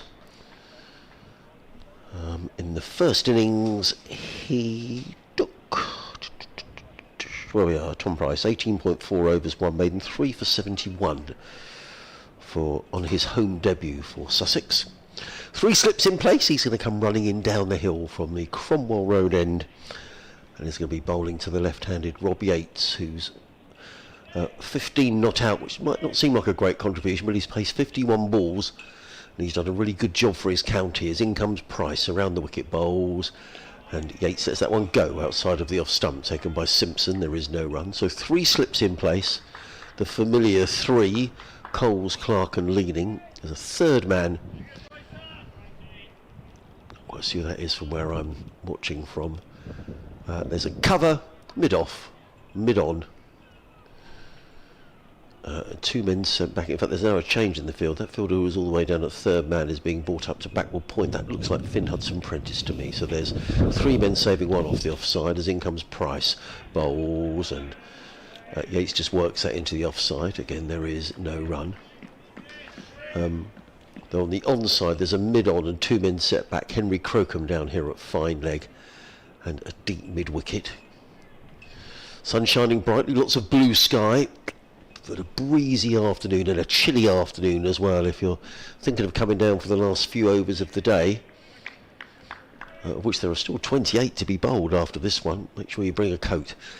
Crocombe in, Price in rather, bowls, and forward comes Yates, plays that firmly to mid-off, and there is no run. I'll look around at some of the other scores in a moment's time.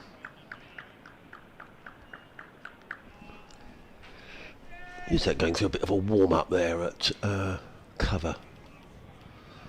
Is it Jack Carson, possibly? In comes Price, bowls Yates again, just lets that one go outside of the off stump, and again there is no run. It's more sort of two slips in a gully now, isn't it? I think Jack Leaning is, I think we can call him, he's in the slips. I would say he's in a gully. He says two slips a gully, a backward point, cover mid off, mid on, deep mid wicket, and a fine leg. As Price is back to his mark at the Cromwell Road end of the ground. Comes in and bowls, and defending is Yates back down the pitch. Doing a good job for his counter here, Rob Yates. He did really well in the first innings as well. Holding things together at the top of the order. Made 36 first time around.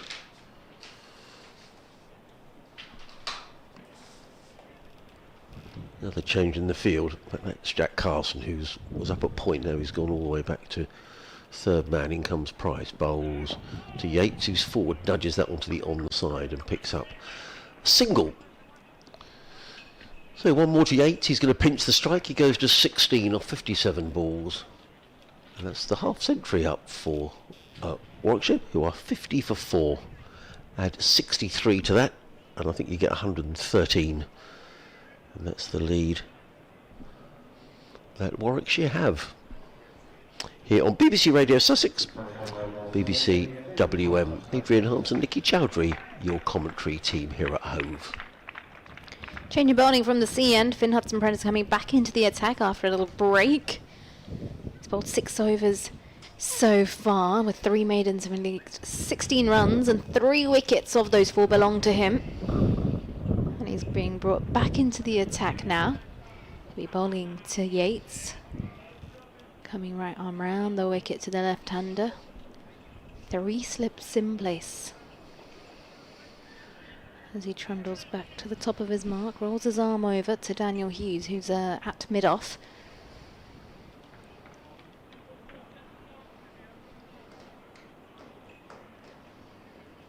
And is ready to go. And sets off. Yates forward and nudges this into the leg side. It gets picked up by mid-wicket.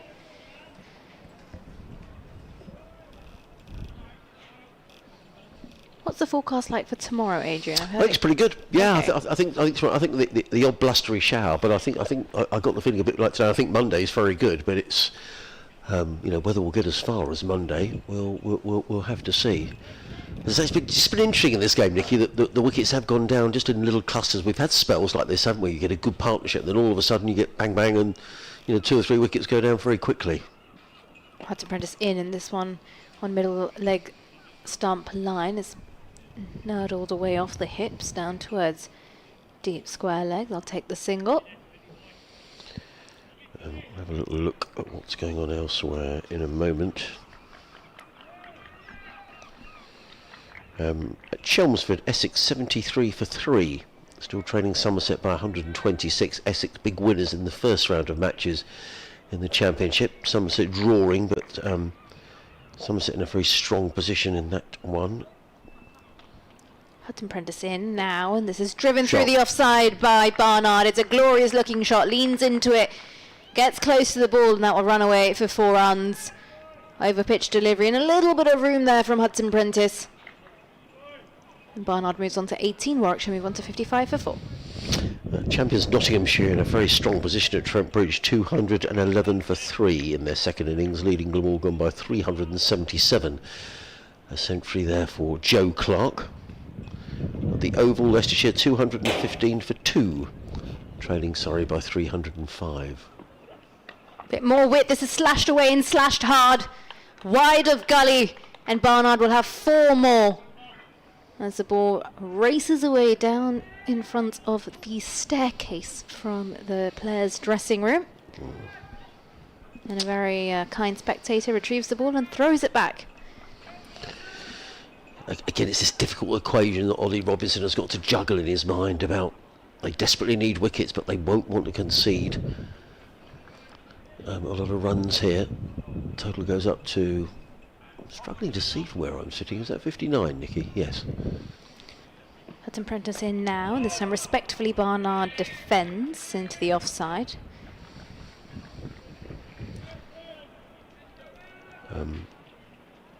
Yeah, at the Oval, sorry, at Headingley, Yorkshire 177 all out early on today, Hampshire 43 without loss second time around, so they're leading Yorkshire by 117. And at the Oval, Leicestershire 219 for 2, in reply to Surrey's 520.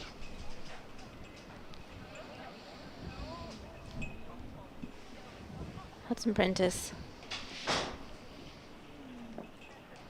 into Barnard, who's forward and lets this one go through to Simpson with the gloves, and that'll be 9 runs from the over. End of the over. Warwickshire 59 for 4. Adrian, I shall make way for Rich. Thank you, Nikki.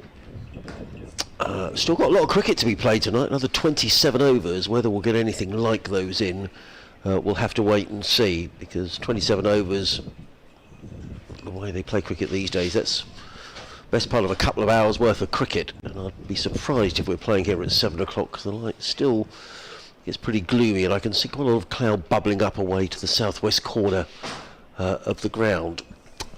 Hello, Richard. Hello. So actually, on overs remaining 27, so that would take us 1 hour and 40, wouldn't it, from here? I was going to say, you're not going to be far off 7 o'clock.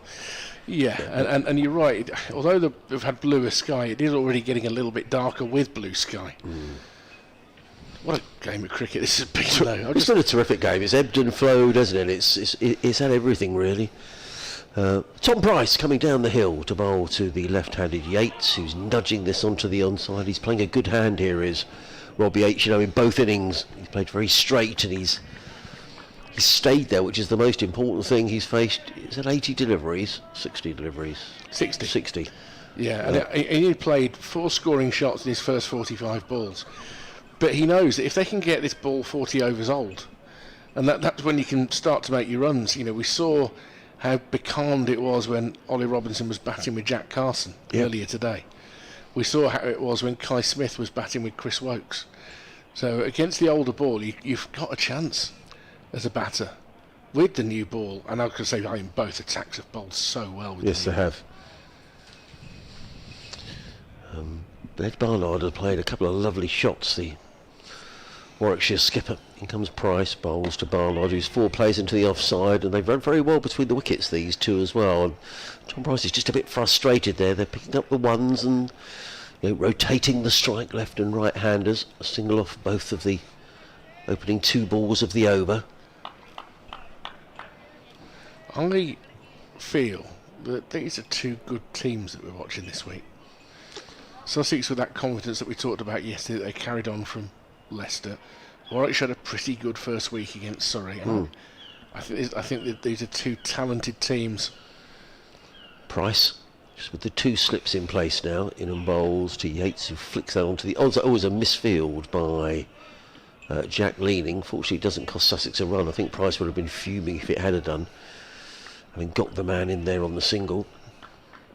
Yeah, and actually, I mean, you'd have thought this far out, Richard, that there is going to be a result in this game, and the losing side, if it's Sussex, will only pick up 3 points. If it's Warwickshire, they'll only pick up 4, which just shows the difference between winning and losing games in the county championship. In comes Price, bowls, and, well, he wasn't sure whether it had gone, Rob Yates. He was looking to play that away on the onside. He got rather squared up, and the ball ended up bouncing to backward point, fielded by Jack Carson, and there is no run. So yeah, I mean, I feel that both teams should be 1 point further on than they are, because I think that first batting point at 250 is too far. Yep. I think it's straying too far the wrong way. If you want to make it 6 points for getting to 450, grand, but start at 200. Yeah, I agree. Price in again, bowls. Yates again, oodles of patience, plays into the offside. There is no run. Rob Yates actually last year up at Edgbaston, I seem to think he made 100 in that game as well. First game of the season against Warwickshire last year. Rob Yates made 115 in the first innings, and then 65 not out in the second innings. So he had a good game at Edgbaston last year, a game that drifted into a draw.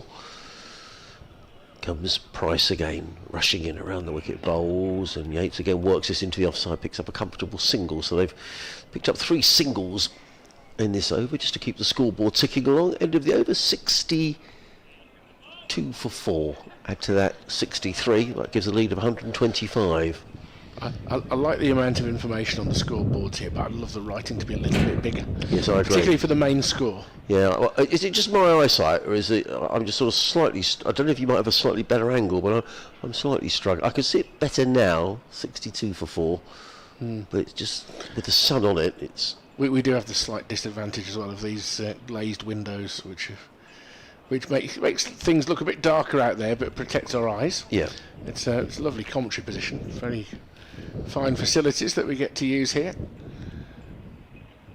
As Finn Hudson-Prentice turns round and runs up to the left-hander, Rob Yates bowls round the wicket. It's short. Yates, I think, probably intended to hit that square than he did. He's rather clothed it in the direction of Ollie Robinson at a wide mid-on.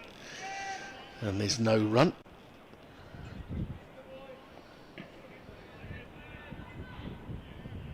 Division 1 cricket is at its best when every session is being contested. Dermot Reeve long ago attested that it's about winning sessions. The more sessions you win, the more likely you are to win a game. Yeah. And occasionally a session will go so out of hand one way or the other that can blur those lines. But so Yates gets an inside edge here that squirts past his leg stump. John Simpson chases after it, and they'll come back for 2. He hasn't needed much fortune in his innings, Yates, but he got a moment there. He goes to 21, and the score to 64 for 4. So they've doubled the lead that they had in the first innings, +1. So 127 in front with 6 wickets standing. And it's really hard to have a total in mind. No, totally. Absolutely. You don't know what's going to happen to this pitch. Is it going to flatten out a bit? Who knows? Overhead conditions have been a factor in this game.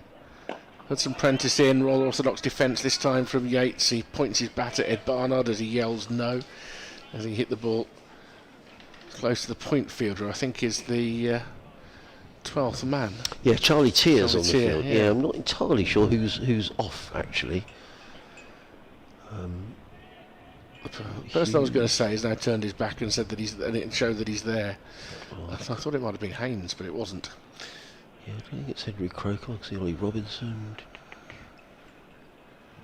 Hudson-Prentice in once more to Yates. Again, he snaffles it into the offside towards the man at point. Picks it up. Charlie Tier. It could be a long session, this. Just looking at the weather again. Most of the weather seems to be coming from the southwest. What I can see is lots of blue sky at the moment, so good news we're going to be staying on for... But if the sun stays out, we might well get these overs in. Last night it got very gloomy when the lights came on, and the umpires pretty quickly decided that was it for the day. Yeah, we had about probably 15 minutes under the lights, and then you could see that they absolutely were taking over. Hudson-Prentice back of a length, clipped towards mid-wicket, and there's no run. Well, once we get to 6, I'm free of all other commitments, which will be helpful. We could well have 45 minutes to go at that point, because I know that you and Nicky have had to sort of bail me out a bit this afternoon. No, that's fine. It's doing reports for 2 stations on a footballing day in which their matches are entirely different times. Commentary in Warwickshire had a game at 12:30. BBC WM had a game at 3. And then you've got supporting programmes around them. They all want a piece of the cricket, which is good. Hudson-Prentice in, back of a length, forced into the offside, picked up by Haynes in the cover. And there's no run. I'm never going to sit here and be disappointed. They've got a lot of interest in the cricket. And I found myself doing 4 reports in some hours, and that's great. Yeah, absolutely. Yeah, absolutely. Good to see Leicestershire in the runs at the Oval today. So racking up 520. Leicestershire 227 for 2. Jake Weatherald made 96. Rishi Patel, who was run out brilliantly by Jack Carson last week from third man, is still there. He's 85 not out. So I was saying last week, actually, and not just because I was with Richard Ray from Leicestershire, no, I hope Leicestershire stay in the First Division, because I think it's good for the Championship. If it's a bit like the sides coming up from the Championship in football to the Premier League, you hope they survive, because it's just good to see clubs given that opportunity and staying up, but it's very difficult. I think it's going to be hard for Glamorgan this year. I think Leicestershire have got to bowl teams out. I think that'll be their challenge. Tom Price coming down the hill from the Cromwell Road end, in and bowls, and Barnard plays onto the onside. They think about a single, and it's well called actually. It wasn't really the call of Rob Yates, but it was played onto the leg side, and Yates noticed that Crocombe had a fair way to come in from mid-wicket and called his skipper through for the single. Barnard goes to 24, the total to 65 for 4. I think losing the experience of Peter Hanscom for the season is unfortunate. Yeah, it for is. him. He hasn't always had good summers in the UK, but I think his experience would have been absolutely priceless for them. Weatherall looked good last week, though. I have to say, 80 odd he made. Yeah, good signing. Good signing. I think he's for the first 6 games of the season, as in comes Price and bowls, and Yates works this to backward point, and there is no run. I think you look this year, there are 1 or 2 attacks that are down. So Hampshire last year were sort of looking less strong, weren't they? In that, Yes. They hadn't got much of Barker playing for them. Mohammed Abbas had moved on. Abbott's another year older, but a brilliant bowler. They've got some great young bowlers. Baker taking 4 wickets already this week. But you wonder whether they're going to have an interesting year. They're developing. Price in bowls, Yates with a flick of the wrist plays that to mid-wicket, fielded there by Haynes, and there is no run. And Surrey's attack is not what it was at the moment. You've not got Dan Worrell available, nor Jamie Overton, but they will be back. Kemar Roach, of course, has moved on. They did, and Jordan Clark didn't play last week against Warwickshire. Who is such a partnership breaker, Yeah, such a reliable foil. They will come again because they've got amazing talent. I mean, Gus Atkinson isn't playing at the moment either. When they're at full strength, they'll still be formidable. Price in bowls to Yates, who punches that into the covers. That's a lovely shot. Although he got a hand to it there at the cover, all that happened is it's deflected the ball, and it's going to run away for 4 runs. I think that's Henry Crocombe in there, diving away to his left. He must have got a big hand on that, because it's deflected. He's shaking his left hand, is Henry. But 4, lovely shot by Yates. He goes to 20. I'm sorry here to say, I'm just slightly struggling to see that score. Yeah, he's 23. 25. And Warwickshire 69 for 4. I'll help you out with scores. Yeah, I think you'll have to. You point at me. I'm not sure if it's my glasses or just the angle I'm sitting at here. It's quite faint and it's quite small from this side of the ground, and the sun's shining on it at the moment. It's not easy. Thank you. Makes me feel a lot better. In comes Price, bowls. Yates drives again into the offside, picks up a single fielded there by Robinson, who gets in the throw, but not before Yates has scurried home for a single. Nice little partnership, these 2 coming together when the score was 25, when Bo Webster was caught by a poor shot, caught by John Simpson off the bowling of Henry Crocombe. So it was 25. They've added 45 now for this wicket, which in the context of the game is a good partnership. There haven't been too many bigger. 2 in the Sussex innings, 1 I think in the Bears innings. Comes Price, bowls. Barnard, I thought for a minute he'd played on, but it's a rather edgy shot which ended up at backward square leg, fielded by wicketkeeper John Simpson, who's very quickly to nip round.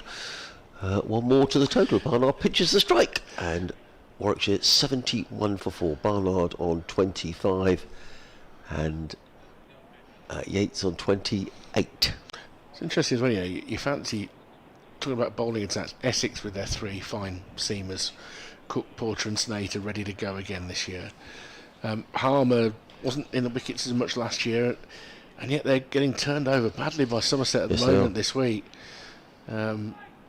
Having won so convincingly last week as well. And I saw that Hampshire result and I thought, Hampshire's very narrowly avoided relegation last year, and I wondered whether Hampshire might be struggling, but looks like they're having a better week of it up at Yorkshire. I mean, very, very narrowly. It was kind of the last point won or lost in the season, effectively. Was to their benefit and to Durham's demise. As Hudson Prentice is in, he's driven into the offside. A swooping attempted pick-up and miss from Carson, who holds himself to a high standard, judging by his reaction to that. He certainly prevented the single anyway. 71 for 4. So I think Somerset are going to be strong. They're always going to take wickets. If they can find some consistency at the top order, they're going to be a very good side. I think it's shaping up to be a really good year. No, I do. Yep. There's going to be some excellent cricket played. Yorkshire back in the top flight, going to be feisty.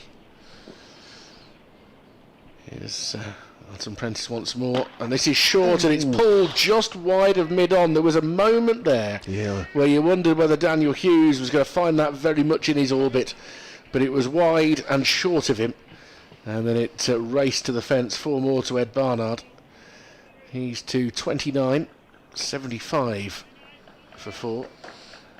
No, he didn't quite get that, did he, Ed Barnard? And as with you, I thought that was sailing straight to Daniel Hughes, but it went some considerable way to the right of him. Henry Crocombe thought it was heading... Sorry, Finn Hudson-Prentice thought it was heading in that direction as well. The scoreboard has temporarily decided to take a break at 71 for 4, but the score is 75 for 4. Yes, I don't know why. So this next delivery is off an edge, and that's well stopped at slip. It wasn't a chance, but grabbed at the second attempt at slip, and not for the first time today, at the expense of some digits. And this time it's Tom Clark who's feeling rueful about the end of his right hand. Good fielder is Tom Clark. He saves any number of runs throughout the season, and he's really got a good pair of hands as well. Takes a lot of catches in the slips. The scoreboard is compliant once more. Yes. He's usually so very, very quick. See, the main reason you notice it is because it's so quick. As this is driven by Barnard, he'll pick out Robinson at mid-off. And of course, that boundary also brought up the 50 partnership between these two. Rob Yates and Ed Barnard. Very good partnership. Well, I was saying to Nicky, what we have seen in this game is you get a good partnership, then all of a sudden 2 or 3 wickets seem to fall very quickly. It's not easy to get in, is it? I think but batters who've got to 20-30, they've got a chance. I think the real frustration is at the start of the day for Sussex, they got to 58 with no real bother. Yeah. And then 5 wickets went down for 25. That 2 in an over for Ethan Bamber started the demise. Barnard then came on and took a couple bowling beautifully. And Michael Booth got a really important wicket. There's activity behind the bowler's arm. Yeah, I mean, that's slightly ridiculous, isn't it? You know, barely anyone in the ground, and someone standing behind the bowler's arm.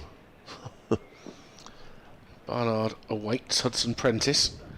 And this one he guides into the point area for a single. Fielder has to come off the shadow of the pavilion boundary. 76 for 4, 139 the lead. It's starting to sound a bit healthier.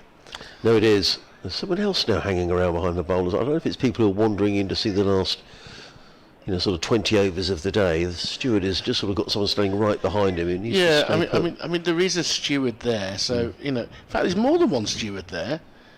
I can suddenly I can see, is it 2 or is it 3? And there's a pillar in the way, but there are multiple stewards. Round the wicket comes Hudson Prentice to Yates, forcing shot off the back foot, won't beat Haynes in the cover. End of the over.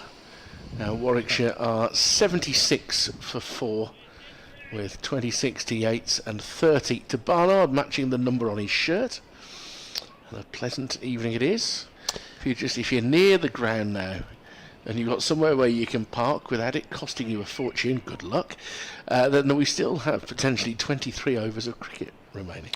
Just saw Ollie Robinson having a word there to Finn Hudson-Prentice, and it almost looked as if it was okay, just take a rest for now, and he pointed to somebody else to bowl from this end of the ground. Now, I'm not sure who he was, maybe Henry Crocombe, but I suspect there may be a bowling change from the C end. Robinson went and had a word to Henry Crocombe, so we'll just see if we see anybody starting to warm up. It's just so difficult to know, isn't it? If I sort of thought Crown Sussex won't want to be chasing much more than a couple of hundred, but who knows if it flattens out tomorrow? Maybe that'll be achievable. In comes Price. Bowls. Oh, Barnard gets a thick inside edge. Tom Price can't quite believe it. He's been a little unfortunate here, He's had a couple that have come off the inside edge down towards fine leg. Nonetheless, it's one more to Barnard, who goes to 31. Total to 77 for 4. If there's one thing that you're going to get the odd ball like that. Big news from the balcony where the towels that appeared today that were taken down with the other towels in the previous session, when the height of the wind was on, the upper towels are back on. Yes, they are. That one's a grey one, they are back. The grey one looks... It's not all one colour, is it, necessarily? It's... What's that word you use for where the colour's changing, the shade? Price in bowls. Yates plays into the offside. There is no run. All crumbs, you got me there. I'll get there in a minute. I don't want to upset the fashionistas. Nicky in particular would be on me if I don't get this right. I will have another update to do at some stage, but I'm not quite sure when that's going to be. They've probably got the post-match phone-in going on now, and I imagine Brighton fans are probably very pleased because they've won and Brentford and Everton have drawn, which helps their European aspirations. So I suspect they've got plenty of people calling the phone-in. We're going to concentrate on the cricket as in comes Price down the hill, bowls, and Yates plays firmly onto the onside. They thought there was probably a single there, but just decided that discretion was the better part of valour, and there's no run. Ombre, isn't it? It's ombre. Is it? Nicky. It's ombre when the shirt sort of gets paler. Yeah, she's nodding, you see. Oh, there you go. Ombre. I'm impressed. It's what's known as having a daughter. Yeah, I've got 3. Oh, well. I talked to mine. In comes Price. Over the wicket, bowls, and Yates thumps that one away on the leg side. It's racing across the square. I thought it had gone quicker than that, actually. Good bit of fielding just prevents anything more than a single. Yates goes to 27. I'll qualify it. It's having a teenage daughter. Ah, right, okay. Yeah. Yeah. Daughters are a bit older. You have to. But I've still never heard of ombre. Ombre, yeah, no, because you have to pick these things up. Right, okay. Do you like the pattern of my T-shirt? Yeah, it's ombre. It's what? It's ombre. What? They're going to explain to you. Price, 2 slips. In and bowls. Barnard lets that one go outside the off stump, taken by John Simpson. Good knock this, by Ed Barnard. He came in at a really difficult time when Worcestershire were wobbling, weren't they? 25 for 4. Well, Warwickshire were wobbling, but Warwickshire. he's a former man of Worcestershire. Who did I say? Worcestershire? Yeah. Did I? Yeah, there you go. You see. Well, we've seen 2 captains' innings today, because I think Ollie Robinson's was Yes, it just was. important. Yeah, it was. He made 39 earlier, good partnership with Jack Carson. I do feel for Worcestershire, I'll tell you for why in a minute, as in comes Price again. Over the wicket, bowls, Barnard forward, plays into the offside. There is no run. End of the over, 78 for 4, Barnard on 31, Yates on 27. Add to that 63 and you get the lead, which I'll work out in a minute. But talk about... 141. Well done, Richard. Talk about Worcestershire, because in this round of matches, Joe Clark has made 100 for Nottinghamshire. So has Jack Haynes, both of those formerly Worcestershire players. Ed Barnard making runs here. So they do have good players who tend to go to other counties. And I do think Henry Croker might come back into the attack, and indeed he is. The lure of the Test ground is real. I will say that. They are not without taking players from other counties themselves now. They've become more proactive in doing that. They've been very good at producing players. But you look now at somebody like Matthew Waite from Yorkshire, Jake Libby from Nottinghamshire, Ethan Brooks from Warwickshire, Taylor from Northamptonshire. He's a really good player. Yeah, I think Tom Taylor. I think he was very wholehearted player. Is what he is. Wasn't he the leading wicket taker in the country last year? Yeah, may well have been. Have been. And he's not one who's likely to hit the international stage. I don't think he should be a really good county cricketer. Yeah. In the same way that Matthew Waite will be. So they've learned that sometimes you have to be the predator, and you have to try and get the players in. And who's the guy there who opens the batting and he scores his runs really quickly? Not Jake Libby. Well, it used to be Ed Pollock, who's a former That's it. Warwickshire player. He's no longer there. Right. Crocombe begins a new over, bowling to Yates, dabs it down on the leg side. Where's he now, Richard? I think he's retired. Is he? Yeah, these last couple of years didn't go that well for him, but they've got a kid Dan Latigan now who's opened the batting and made a quick 50 today, who they're very excited with. They've got a couple of other young players that have come over from the Warwickshire Academy who have made an impact there. But they're so good at developing their own talent. So many great seam bowlers. Look at Josh Tongue playing for England, another one. Crocombe driven here by Yates. Is going to be a chase that... He's not going to win that. Well, I thought he was going to win it, but it never slowed down. No. The ball just never slowed down. He's timed that so well, Rob Yates. And he's into the 30s for the second time in this match. He's up to 31. The score 82 for 4. Once the ball has beaten the infield coming down the hill here, it's very, very difficult to stop. And the outfield does seem to be, if not a yard quicker, half a yard quicker than it was yesterday. Nicky mentioned that earlier, definitely. As this time he's hitting it through extra cover for 4. Back-to-back boundaries for Rob Yates. He's to 35, and it's 86 for 4. Yeah, he's just trying to juggle things here, Ollie Robinson, isn't he? He knows he needs wickets, but he just can't afford for Warwickshire to get away. But they're just starting to. Sussex need a wicket. I'm going to have to scoot after the next ball, because I've got 2 ball reports effectively at the same time, actually, for the 2 different stations. Crocombe, how can he respond here? It's short and it's smacked away on the leg side, but it's fielded on the rope in front of the pavilion. And they'll just get a single there, which takes it to 87 for 4. Thank you, Richard. Richard will be back with us a little later. But Worcestershire now, so 3 is 90. That's a lead of exactly 150 by my reckoning. Is that right? Yes. So effectively 150 for 4. That's an interesting fielding change. Dan Hughes is going into short leg. So there's very much a leg side field here. There's a fine leg, a backward square leg, a fielder on the mid-wicket boundary, a short leg and a mid-on. As in comes Crocombe and bowls short, and the ball thumps into the gloves of John Simpson. There is no run. The offside field, there's a slip and a gully, a backward point, and a cover. So I think there's not much chance here of Henry Crocombe pitching the ball up, because if he does, he's just going to get driven through mid-off for 4. Nicky is back with us. Hi, Nicky. Hi, Adrian. Hello. Another 21 overs to go after this. Whether we'll get them, we shall see. Crocombe runs away from us. Up the hill here. Bowls, and Barnard turns this through the leg side. They've taken 1, and that is all they'll take as Jack Carson scurries into field. An expensive over that from Henry Crocombe. 5 overs, 1 for 27. So he's going at 5.5 and over, and Ollie Robinson just trying to juggle things around here. Looks like sort of a bit of comings and goings in terms of players leaving the field and coming onto the field. I just wonder whether we might see a spell of Ollie Robinson down the hill here, because Sussex are in desperate need of a wicket.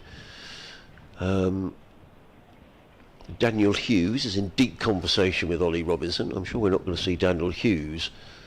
But we have got a delay now. Now, what's this delay for? I don't think Tom Price realised he was bowling.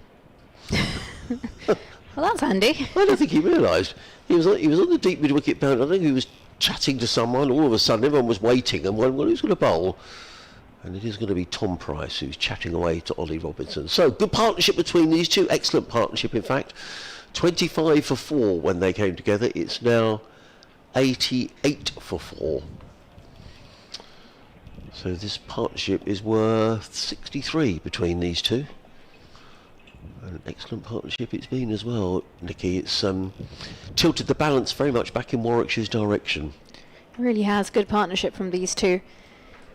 Started to look a little bit unsettled with those early wickets, but they've dug deep and done well as Tom Price sets off from the Cromwell Road end. Down the slope now, and this one's left alone outside the off stump by Ed Barnard. It goes into the gloves of Simpson. Just say a very warm welcome to listeners on 5 Sports Extra. Welcome to Hove, where we've had an exciting day's cricket. Sussex bowled out for 204 in their first innings. At one stage 58 without loss, then losing 8 for 72 before a 9th wicket partnership between Jack Carson and Ollie Robinson worth 66 took them to that total. That was a rears of 63. Price in, and this time Barnard forward with a defence to mid-on, squared up a little bit. So the lead of 63, and then Warwickshire in all sorts of trouble in their second innings. At one stage 25 for 4. 3 of those wickets taken by Finn Hudson-Prentice, including that of Sam Hain, who was out first ball. At that stage, Hudson-Prentice was on a hat-trick. But these two have come together. Skipper Ed Barnard, who's on 32, and Rob Yates on 36. They've added 63 now for this 4th wicket. This one just played off the hips. He's dropped it into the leg side and will scurry to the other end for a single. So Does Barnard? Sorry, Nikki. So the lead here is 151 for Warwickshire, effectively 151 for 4. We had a very brief interruption before tea for a passing shower, but we didn't lose any overs, and we've still got another 20 overs after this to be bowled this evening. I'm Adrian Harms, Nikki Chowdhury next to me, and Richard Wilford, the final member of our commentary team, as Ollie Robinson tries to juggle things around here. He needs to pick up wickets, but he needs to save runs as well, Nikki. Yeah, he does, and he needs to find the balance and how to do that as well. As in, he runs now round the wicket, does Price. Into the left-handed Yates, who's forward and drives to mid-on, who dives to the ground and stops the ball. Very pretty-looking shot, but for nothing. I mean, he's been excellent, Rob Yates, hasn't he? What's that? The 83rd ball that he's faced. He's made 36. But he stood defiant as all around him fell earlier on, and certainly when we went to tea, well, just after tea, when Bo Webster was out 25 for 4, Sussex were very much in the box seat. But Warwickshire have seized back the initiative. Price in wide of the crease now, and this time Yates opens the blade and runs us down towards backward point. He's trying to find that gap between backward point and gully, but this time just picked out the fielder. There's a lot of pigeons just fly above the ground. There's a lot of them suddenly. A flock. Difficult to tell whether they're seagulls or pigeons from this, but yeah, suddenly flying right across the ground. Price sets off down the slope towards us now as Yates is forward and defends into the offside. And that will also conclude the end of the over. Just a single from it. Warwickshire 89 for 4 after 28 with Yates on 36, Barnard on 33. And we have 20 overs left in the day. And hopefully we get them all in. The sun is shining. Well, the ground looks absolutely beautiful, doesn't it? The sun is out. There's not a lot of spectators here. I think the reason for that being quite a few have drifted away because despite, as Nikki says, the ground being bathed in sunshine, there's a really stiff breeze that started round about lunchtime. It blew away the cloud we had this morning, which replaced us with some much colder weather, and those that are at the ground are really wrapped up, shielding themselves against the wind. It's going to be Henry Crocombe, the Sussex seamer, who picked up 9 wickets at Leicestershire last week, and then followed that up in the first innings here by picking up 3. He's picked up another one in this innings, so 13 wickets in the season so far for Henry Crocombe. But rather expensive this afternoon. 5 overs, 1 for 27 as he comes running into bowl to the Warwickshire skipper Ed Barnard. He's in and bowls, and Barnard up on his toes steers that in the direction of gully. Very good piece of fielding in the gully by Tom Clark, prevents a run being taken. So Ollie Robinson has very much gone with the leg side field here. On the offside there's a slip, a gully, a point and a cover, but on the leg side a short leg, a mid-on, then 3 men back on the leg side. There's a fine leg, deep mid-wicket, and a deep square leg, all waiting for this hook shot. Let's see if Barnard takes the bait from Crocombe, who's racing in and bowls short, and Barnard's not going to take that on. He just bends at the knee and lets that one pass over the stumps into the safe gloves of John Simpson, the Sussex wicket-keeper. I think we'll be seeing him, now the field has changed again, and that fielder at deep backward square leg has come up to almost a leg gully position, and it causes Ed Barnard just to stop for a moment and pause and just see exactly where the field is. Crocombe in again, bowls short again, sails over the head of Barnard through into the gloves of Simpson, and there is no run. Ed Barnard, who made 18 in the first innings, but he's playing a skipper's innings here. 33 not out. He's played a couple of sumptuous cover drives as well. He just pauses and again looks at that leg side field as Crocombe wheels round in front of us, running up the hill. For those of you who don't know Hove, it's a ground that slopes in the sea end. In comes Crocombe, bowls, and Barnard is back and plays this deftly into the offside and picks up a single fielded at backward point by Tom Price, and there is no run. Yeah, there's a fall of 12 feet from the Cromwell Road end down to the sea end of the ground, and Henry Crocombe is running up that slope across what is an immaculate outfield here. Looks fabulous, particularly with the sun out. It's one of those outfields that there's no excuse for a No, there misfield, isn't. really. You can't even look around and think, oh, maybe that was No, I just know. uneven. Yates, left-hander, takes strike. Crocombe in, bowls, slants across the left-hander, who lets that go through to John Simpson. There is no run. A slightly more attacking field for left-handed Yates. There's a slip and a gully in place. 3 men saving one on the offside. A mid-on, mid-wicket, and a fine leg way down in the distance in front of the players' pavilion. Henry Crocombe finished 4 not out, batting at number 11 for Sussex, but his job here is to take wickets, and he's in again to bowl to the left-handed Yates. In and bowls. Yates is forward solidly. Crocombe fields off his own bowling. Much tidier from Henry Crocombe in that over, having conceded 27 off his first 5 overs. That over just cost Sussex a single. End of the over, and Warwickshire are 90 for 4 with Yates on 36, Barnard on 34. You're listening to live cricket on 5 Sports Extra on the BBC, BBC Radio Sussex, BBC Radio WM. Adrian Harms and Nikki Chowdhury, your commentary team, and aware on a Saturday, on people joining us all the time. Warwickshire 267 in their first innings, Sussex making 204. Jack Carson and Ollie Robinson both top scoring with 39. The wickets shared around for Warwickshire, 1 for Wokes, 3 for Bamber, 1 for Booth, 2 for Barnard, 2 for Thompson, and 1 for Bo Webster. And now Warwickshire 90 for 4, having recovered from 25 for 4. We've got a change in bowling, Nikki, from the Cromwell Road end, and unsurprisingly, with Sussex needing a wicket here, the skipper Ollie Robinson back into the attack. Yeah, he's just rolling his arm over. And he's ready to go. 2 slips and a gully in place. Barnard on strike. As in runs Robinson now. Short ball, he goes for the pull and then decides at the very last minute to not pursue the shot, and that ball carries through to the gloves of John Simpson. He was furious with himself there, Ed Barnard. He played the shot and looking to pull Robinson away, and realised it was a poor shot, and he shook his head in anger with himself that he'd played that shot. That would have been a soft dismissal if he'd gloved that through to the keeper, but he got away with it.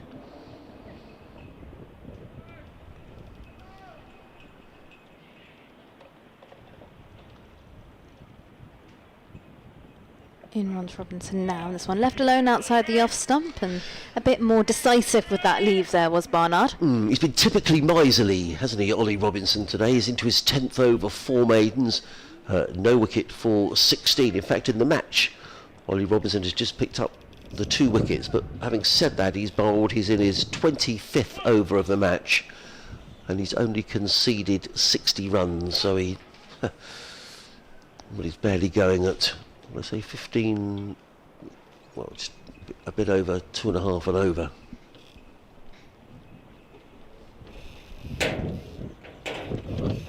Robinson in again, closer to the stumps, and this time this will be edged but all along the ground, down towards the boundary, just wide of second slip, and Barnard will move on to 38. Warwickshire 94 for 4. My feeling was that was a little fortunate from Ed Barnard. I'm not entirely sure he was in control of that shot, but nonetheless he's picked up a boundary. Just elsewhere around the country, raining at Chelmsford, where Essex are 94 for 3. Still trailing Somerset by 105. Excellent century from Craig Overton there for Somerset today. Notts continuing to pile on the runs at Trentbridge, 235 for 4. Leading Glamorgan by 401. Fergus O'Neill, 4 wickets there for Nottinghamshire earlier on today. Leicestershire now 264 for 3 at the Oval against Surrey. Rishi Patel 108 not out. Robinson into Barnard, forward, this time right off the middle of the bat, defends back to Robinson. And the final game in Division 1 of the Championship, again there's a delay there for rain, with Hampshire 46 without loss, having bowled out Yorkshire earlier on today for 177. In amongst the wickets there, Kyle Abbott 4 for 49 and Sonny Baker 4 for 45, so Hampshire in the ascendancy at Leeds.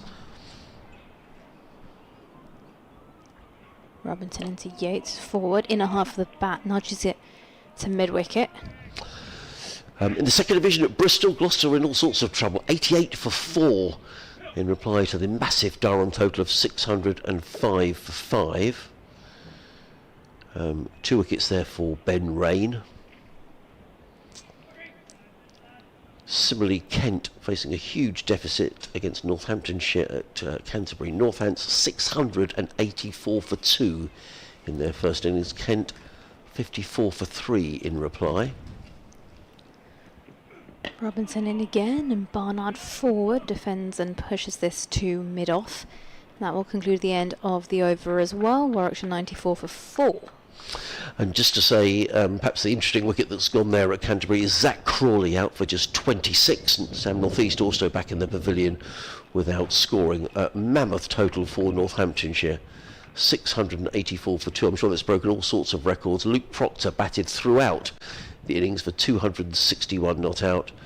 Hundreds also for Vasconcelos, Harrison and McSweeney. So Kent really up against it just across the border down in Kent. And we are going to get a change in bowling. Henry Crocombe out of the attack. Ollie Robinson hasn't let things go for very long here in this match before he's changed the bowling, and we're going to get the introduction of the first spin of the innings after 30 overs, and it's going to be Jack Carson who's going to be bowling. Just rounding up the other scores, raining at Old Trafford, where Derbyshire 187 for 3 in reply to the Lancashire total of 351. Brooke Guest 34 now out. Earlier on, Harry Kame made 83 for Derbyshire, and at Lords, Worcestershire having a much better of things second time around. They're 190 for 3 in their second innings. They lead Middlesex by 198. Jake Glibby making 79. So it's going to be Jack Carson with his spin. Off spin, right arm around the wicket to bowl to the left-handed Rob Yates, who's 36 not out. In comes Carson and bowls, and Yates steps back and steers that into the offside. And there is no run. Warwickshire 94 for 4 here, leading by 157. Yates has been there since the start. He's on 36. He waits as Carson is in again. Bowls. Yates sweeps. There's an appeal from Jack Carson, presumably for LBW, but the ball's running away down to the fine leg boundary with fielders in hot pursuit, and they'll come back for a third. Let's wait for the umpire's signal. I didn't see a signal of leg by then, Nicky. I don't know whether you did. In which case it would seem as if those runs did go to Rob Yates. Indeed they did. They've added up on the scoreboard. He goes to 39. Yeah, I didn't see any signal either. And Warwickshire to 97 for 4. This is an excellent partnership between these two. Now worth 72, because Warwickshire were in all sorts of trouble on 25 for 4 when Bo Webster played a poor shot and was caught behind off the bowling of Henry Crocombe. Carson in, bowls to Barnard, who sweeps. He's hit on the pad. The ball bounces into the slip cord, and there's a stifled appeal from behind the stumps, not from Carson, the bowler. And there is no run. Still 17 overs to be bowled tonight here in the sunshine at Hove. Carson comes in off half a dozen paces, right arm over the wicket, bowls, swept by Barnard, only as far as backward square leg. And that there is again no run. I think we'll be doing an update to the listeners on BBC Radio Sussex shortly. Carson in again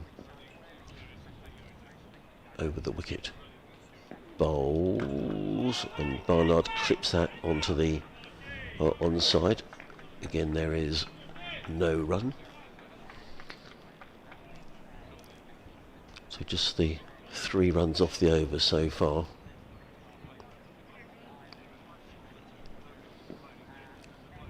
Carson in again. Pulled away by Barnard. James Colesfield's deep on the mid-wicket boundary. Yes, hello Robin. Well, an intriguing day's cricket here at Hove. Sussex bowled out for 204 this morning. At one stage they were 58 without loss. They then lost 8 wickets for just 72. They're in all sorts of trouble on 130 for 8, but they eventually recovered Robin to 204, largely due to a partnership of 66 between Jack Carson and Ollie Robinson, both who made 39. So arrears of 63 runs for Sussex on first innings, and they then reduced Warwickshire to 25 for 4. Finn Hudson-Prentice picking up 3 of the wickets. At one stage he was on a hat-trick, but since then Warwickshire have recovered largely through their skipper Ed Barnard. He's on 35, and Rob Yates, who's on 38. Warwickshire now 98 for 4. It means they lead by 161, and that's a more than useful lead on a wicket that is still giving a bit of help to the seamers. Meanwhile, at the Oval, Surrey eventually all out for 520. In reply, Leicestershire making a decent fist of things. They're 271 for 3. Jake Weatherald, the Australian opener, he made 96, and Rishi Patel is 110 not out.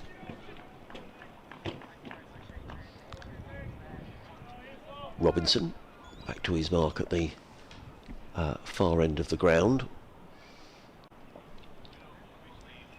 Comes running in down the hill and bowls to Barnard. Lets that go outside the off stump, taken by John Simpson. Sorry, Nicky, I think I pinched your over doing that that update. Apologies. It's all right, no worries. I'll let you do the next one from this end, or you can do the next one from this end. 2 slips, a gully, backward point, cover mid-off, mid-on, mid-wicket, and a fine leg. Cold evening here at Hove, a wind blowing across the field. The sun has now disappeared, although there's still plenty of blue sky around, so hopefully that's just a temporary situation. As Robinson in again, over the wicket bowls. Barnard runs that one into the slip cordon, fielded by Jack Meaning, and there is no run. Brighton Marathon tomorrow, so it's going to be busy in town. But if you're thinking of something to do after you've been in the marathon or watched the marathon, well, you can wander up to the cricket and get in for free tomorrow. You just need to go online to Sussex Cricket and get your free ticket, and you'll get in the ground for nothing tomorrow. Come on, boys, is the cry. As I say, throughout this game we have seen wickets go down in clusters, and Sussex have to believe that one will lead to 2, maybe 3, as Robinson is in, bowls to Barnard, who drives nicely down the ground. That's a lovely shot by Ed Barnard. I think Ollie Robinson got a hand to it, took some of the pace off the ball, but the ball has run down to the long off boundary. 2 more to Ed Barnard, and the applause around the ground. Well, I say applause, it was a bit of stilted applause really, is for the 100 up for Warwickshire. So they lead by 163. And this has been an excellent partnership of 75 between Ed Barnard, who's on 41, and Rob Yates, who's on 39. If you're just joining us on Sports Extra, a very good evening to you, as the sun reappears at Hove and the shadows cast across the immaculate outfield here at the county ground. Robinson racing in from the Cromwell Road end, bowls to Barnard, who plays it onto the onside, and picks up another single. He goes to... No, in fact, signalled as a leg by.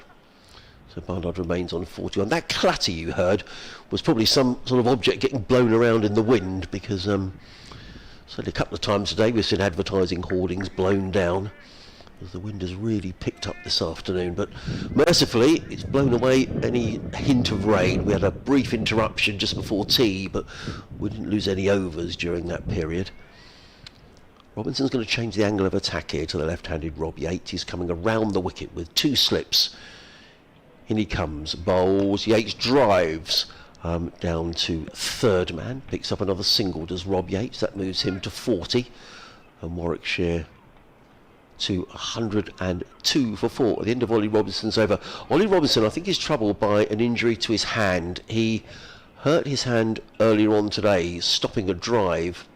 That was his right hand. He now seems to be feeling his left hand. That could be where he tried to stop the ball in that over, Nicky. And Sussex can't afford any injuries to their bowling lineup. Oh, they cannot, no. With injuries to the new signing, Don Goodman, signed from Gloucestershire, who is out for 3 months, and also Sean Hunt, another member of their seam attack, out with elbow problems, we understand. So Sussex certainly need their fast bowlers to keep fit. And certainly Ollie Robinson absolutely key to that. Jack Carson, though, is going to carry on bowling his off-spin from the C end of the ground. He's got ball in hand. He's going to be going round the wicket to the left-handed Yates with a slip in place. And he skips with his shades on now, full of delivery. Yates is forward and flicks this to mid-wicket, who dives to his right. Manages to stop the ball going past. Very good. That was Tom Price in there. Very good bit of fielding.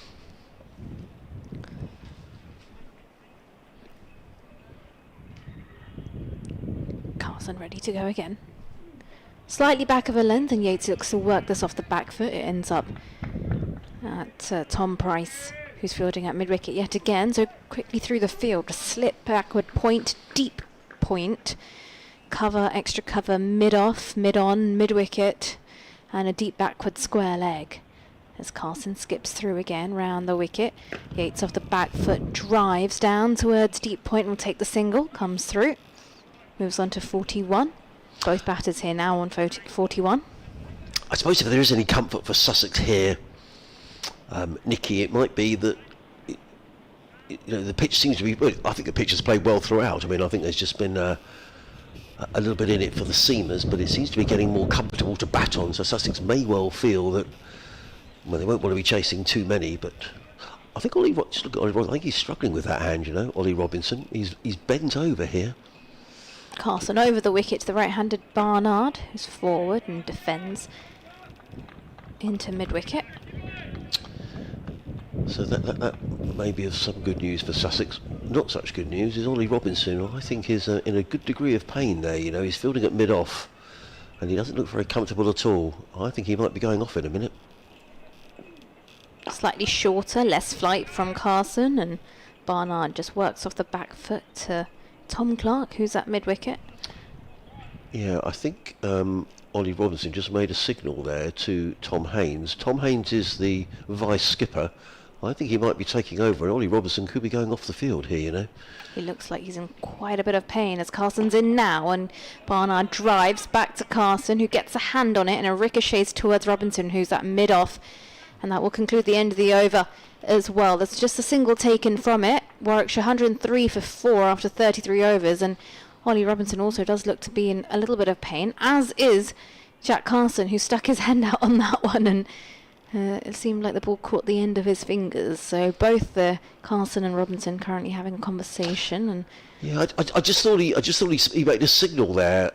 He just looked at a good deal of discomfort, didn't he? I mean, actually, maybe I've called that wrong. Maybe he is staying on, but he just looked to be in some discomfort, Ollie Robinson. And there's certainly a bowling change. Maybe that's what he was signalling more than for Tom Haynes, perhaps temporarily to just take command. Is he staying on? He's wandering in the direction of the pavilion. No, he's staying on. But he does look in a bit of discomfort as the Sussex skipper.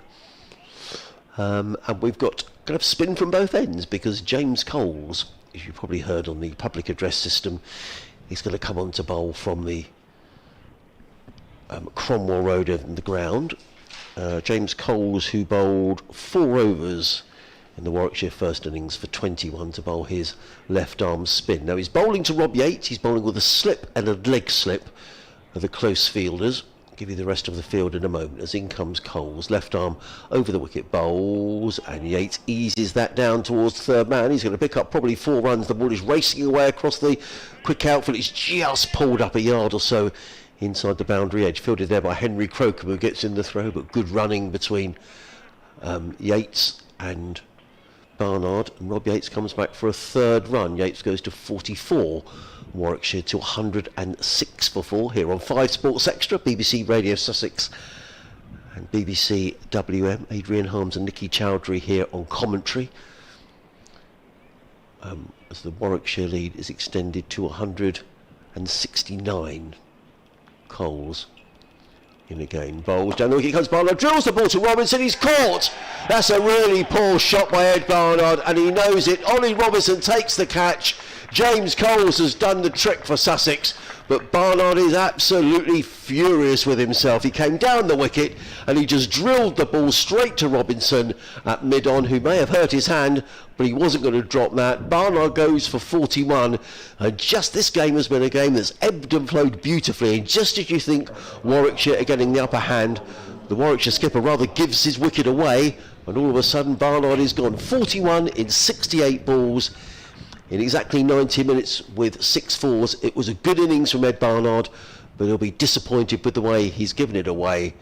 Warwickshire 106 for 5. Yeah, really has given it away, and he will not be happy. And if I was Barnard now, I'd be making sure I avoided all sorts of eye contact with the skipper and coach as you head back into the dressing room.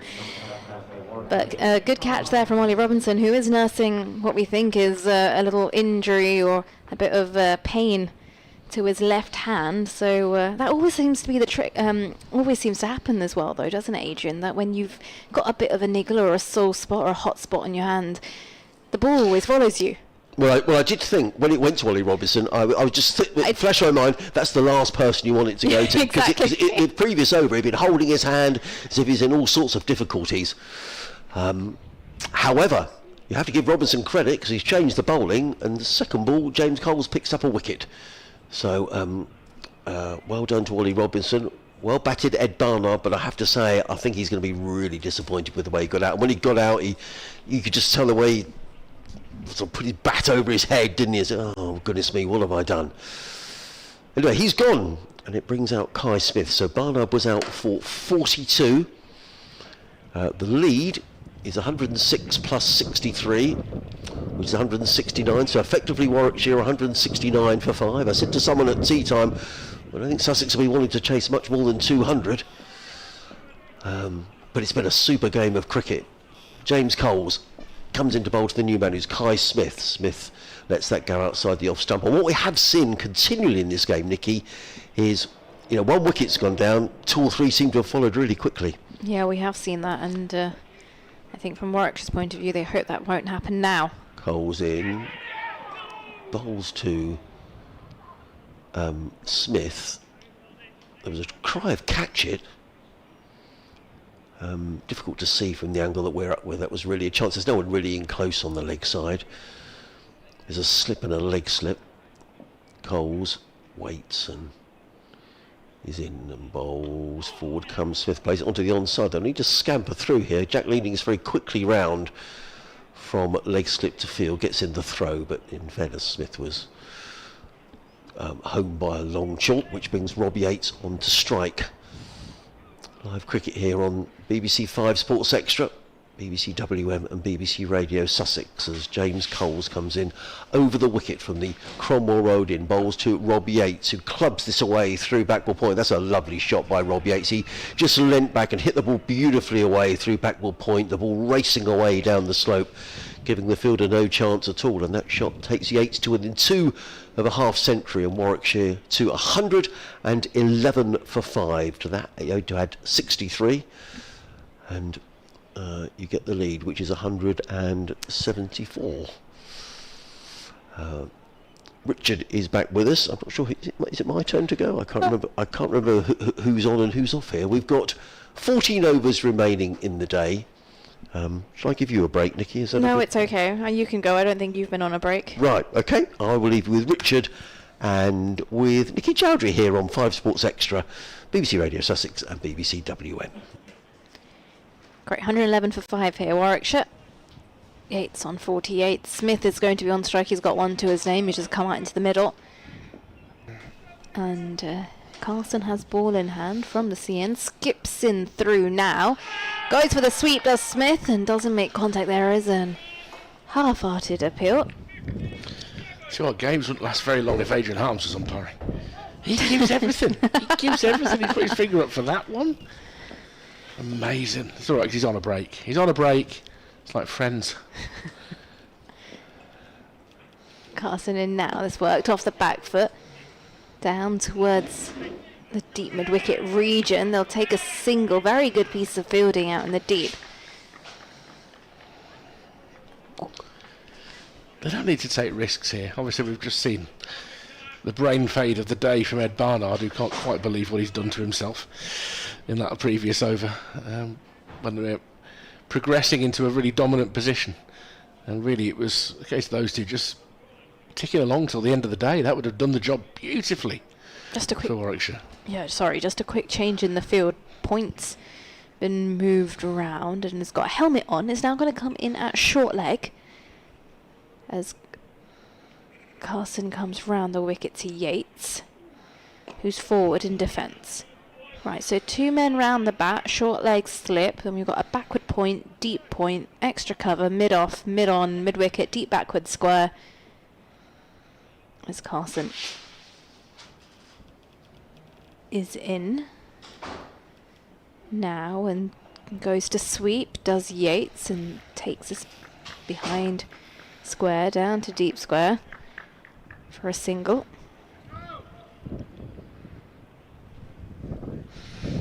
Let's look at the parallel of these innings so far. In the first innings of the match, Warwickshire lost their 6th wicket on 117. Sussex lost their 6th wicket on 113. Warwickshire currently 5 for 113. Off the back foot, Smith defends very cautiously, gets picked up by short leg.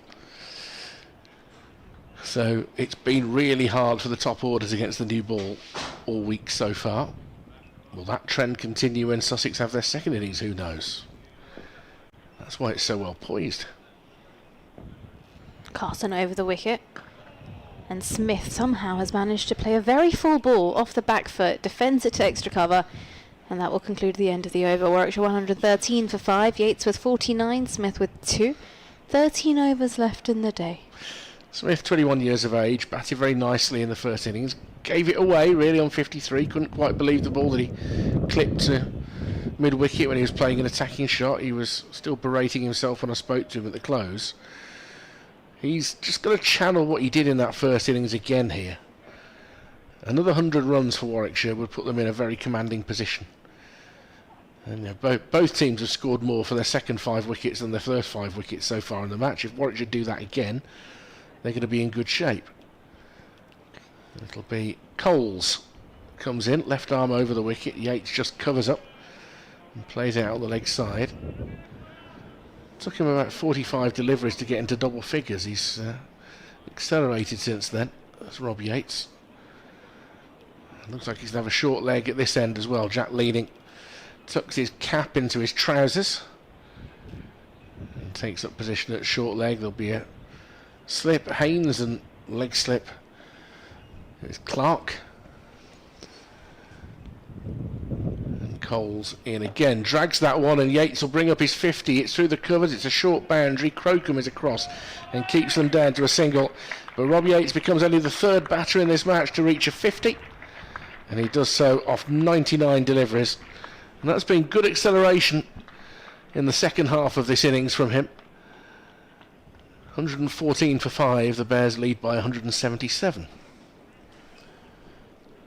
That's a good knock from Rob Yates. So patient, because he knows the older the ball gets, the better value you're probably going to get as a batter. Coles in. Forward in defence is Kai Smith. It's going to be impossible to predict this game when we come back tomorrow morning, isn't it? It really is.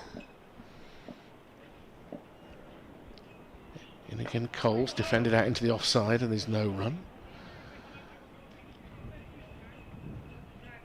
Been a busy day of cricket up and down the country. The First Division women playing their first 50 over games Should we have a look of at the the season. scores? So Warwickshire were well beaten by Surrey today.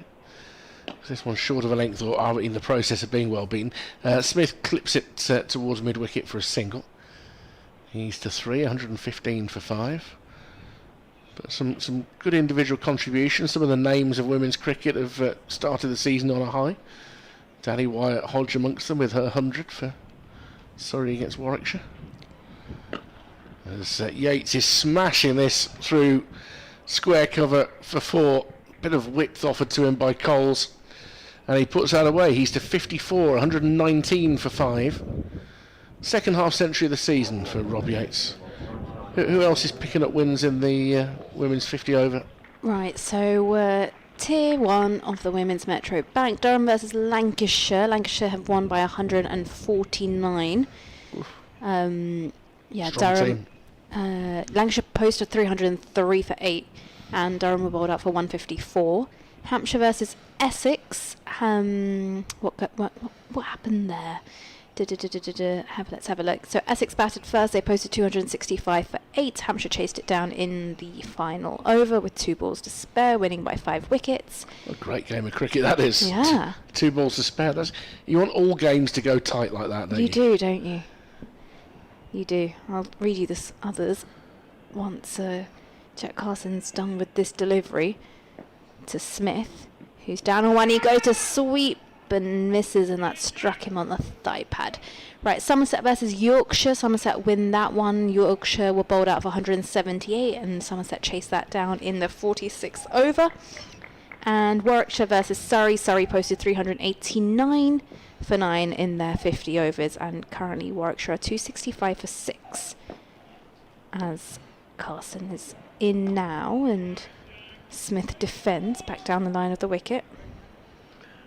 Good to see Somerset off to a good start. They had so many injury problems last year. But they have some talent. As we welcome listeners to Sports Extra back to Hove.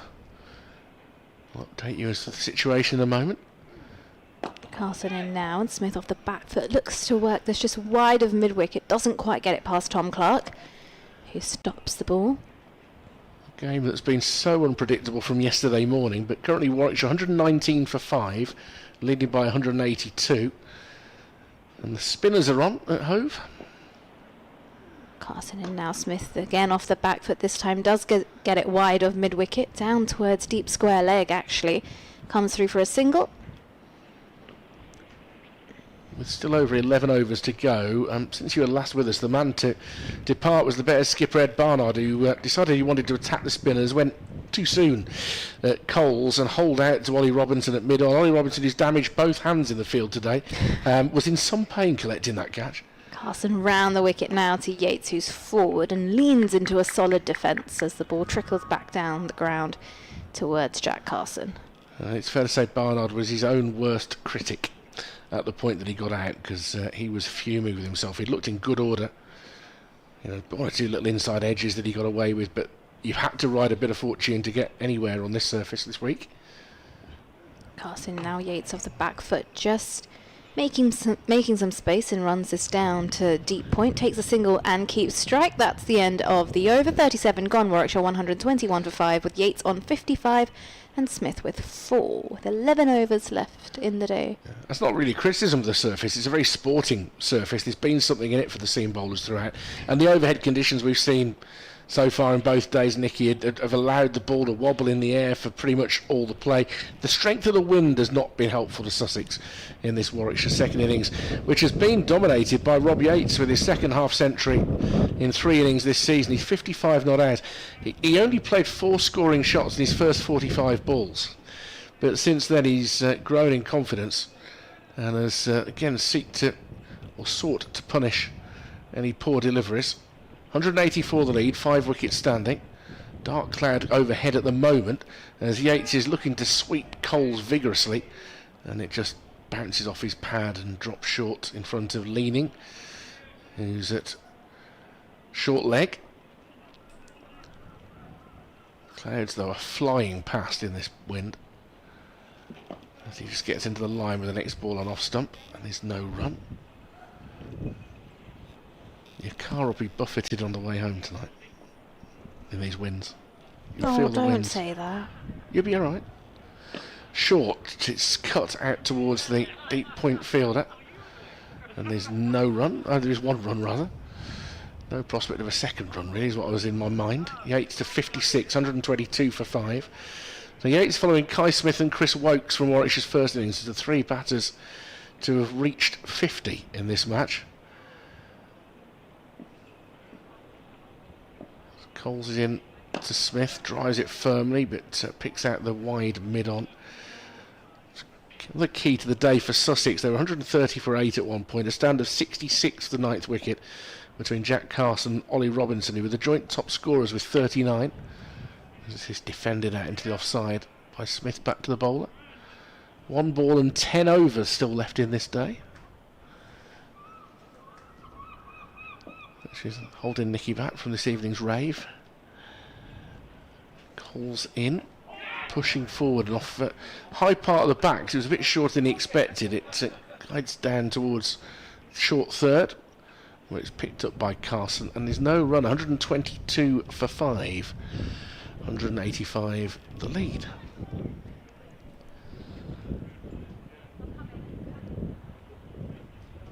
It's been pretty intense session after session these first 2 days. No respite.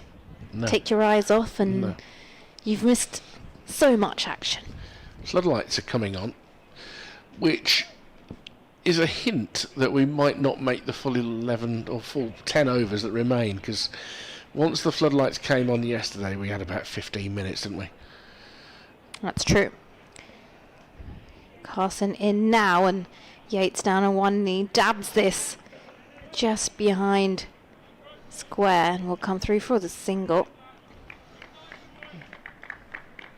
Even though there's quite a lot of blue sky at the moment, it is just getting a little bit gloomy. I don't think we're in any immediate danger. But the fact that they've even put the floodlights on tells you that it's not great.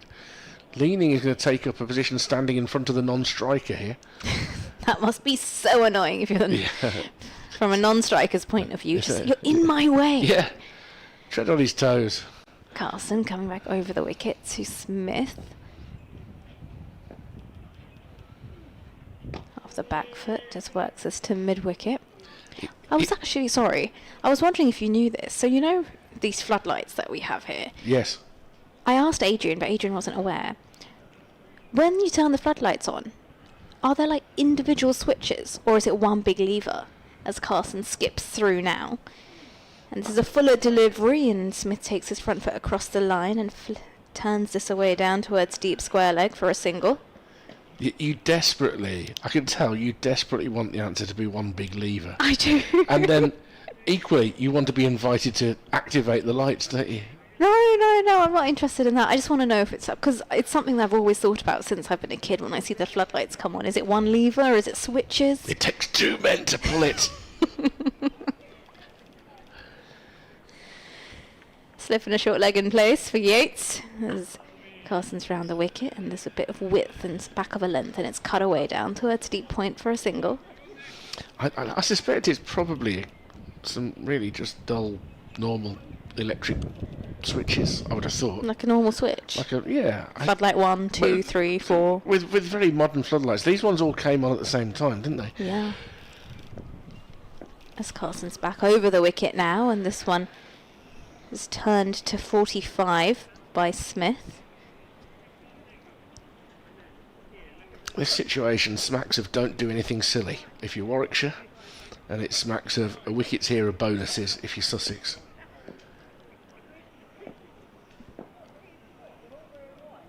Carson skips in, offers a little bit of flight, and Smith is forward and drives this through the offside, beats extra cover, beautiful looking shot, and that will go all the way for 4. Lovely drive there from Smith, slightly fuller delivery from Carson, and that will conclude the end of the over. 39 gone, Warwickshire 129 for 5. Struck that beautifully from under his eyes. Kai Smith got into a really elegant position. Didn't have to overhit it. Just pushes it through the covers for 4. So the lead 192. Andy Robinson has some decisions to make here about what he wants to do bowling wise. And also, if the light does get any murkier, and it's all right at the moment, but if it did get any murkier, does he then bring on a pace bowler to try and shorten the day and say, right, we'll have another go tomorrow morning? That may be in his mind, although, with that in mind, actually, Finn Hudson-Prentice is just stretching at the moment.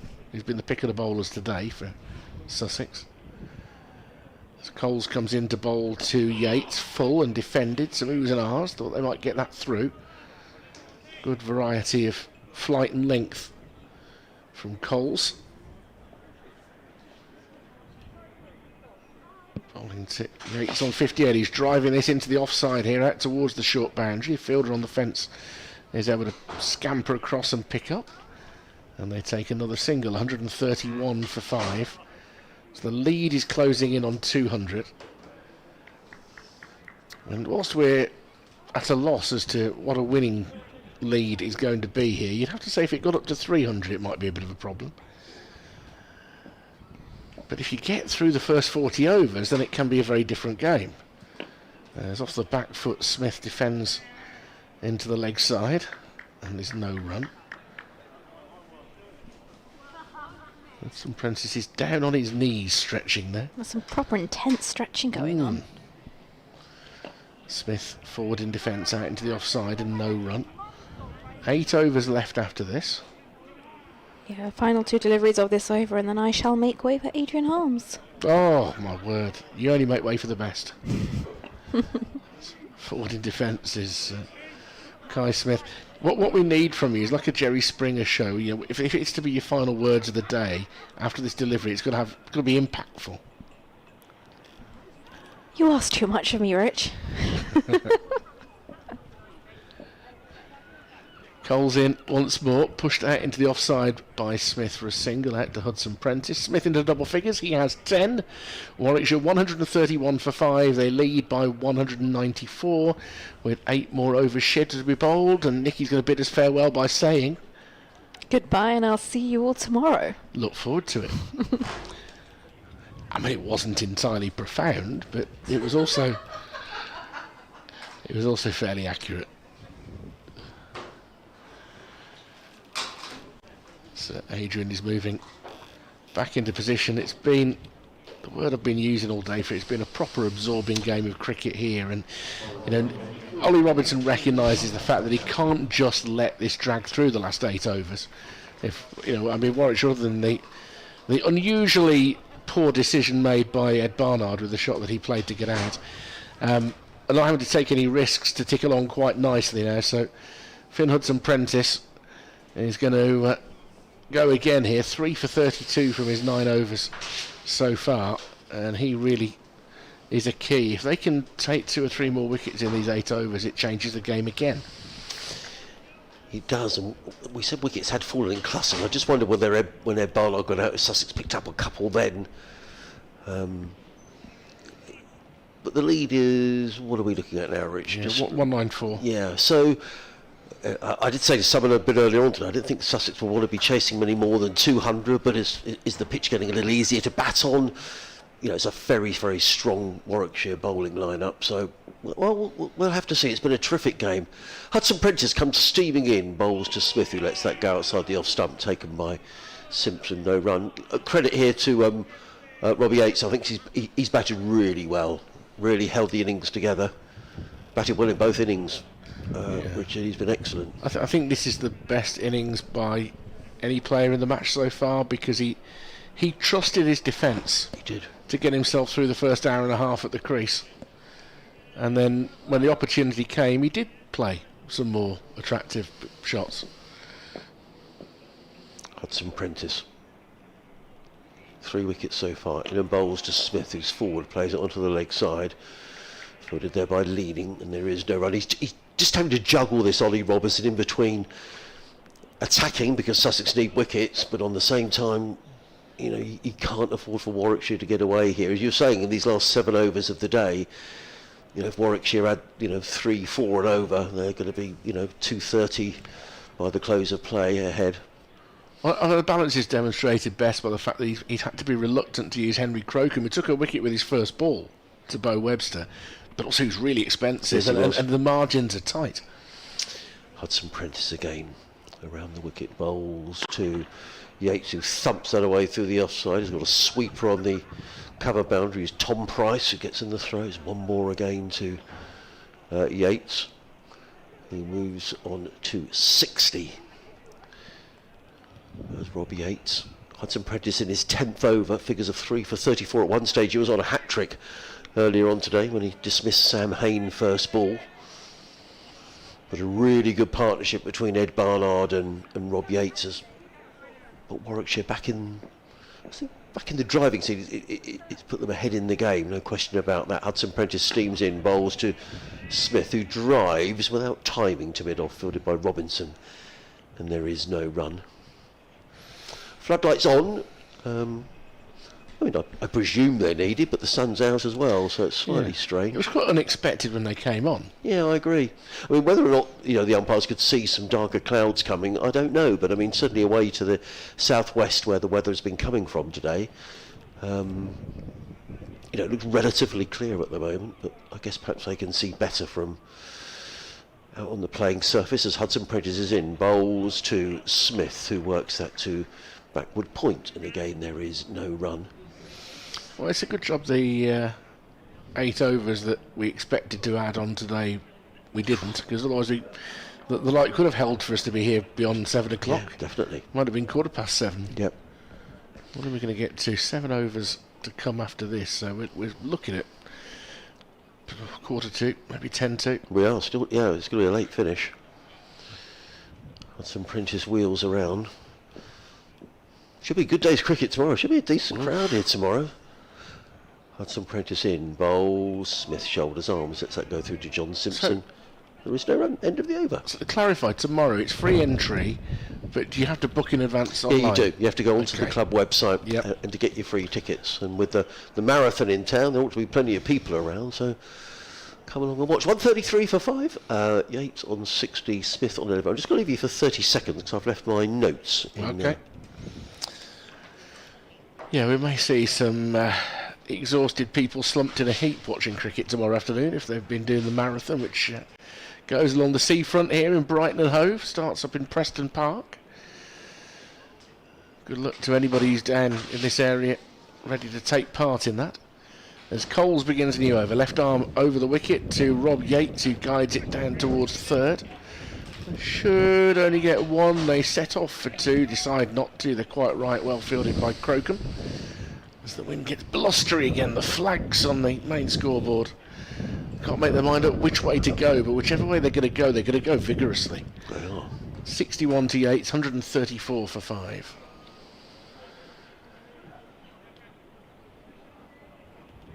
Smith is going to be given 2 slips in the leg slip for any turn that the left armer might get from any rough that is outside his off stump. He's fired this in short though, so that's a very comfortable single for Smith. He just sits up and bangs it out through point. He goes to 12, 135 for 5. Relatively small number of people have stayed all the way because it has been cold today. Yates looking to cut down towards third again, and Crocombe might be beaten on the inside, and he is. A despairing lunge with his right hand as he dived along the rope. But that Yates boundary takes the lead beyond 200. He's to 65, which is now the highest individual score in the match. Warwickshire lead by 202 with 5 wickets standing.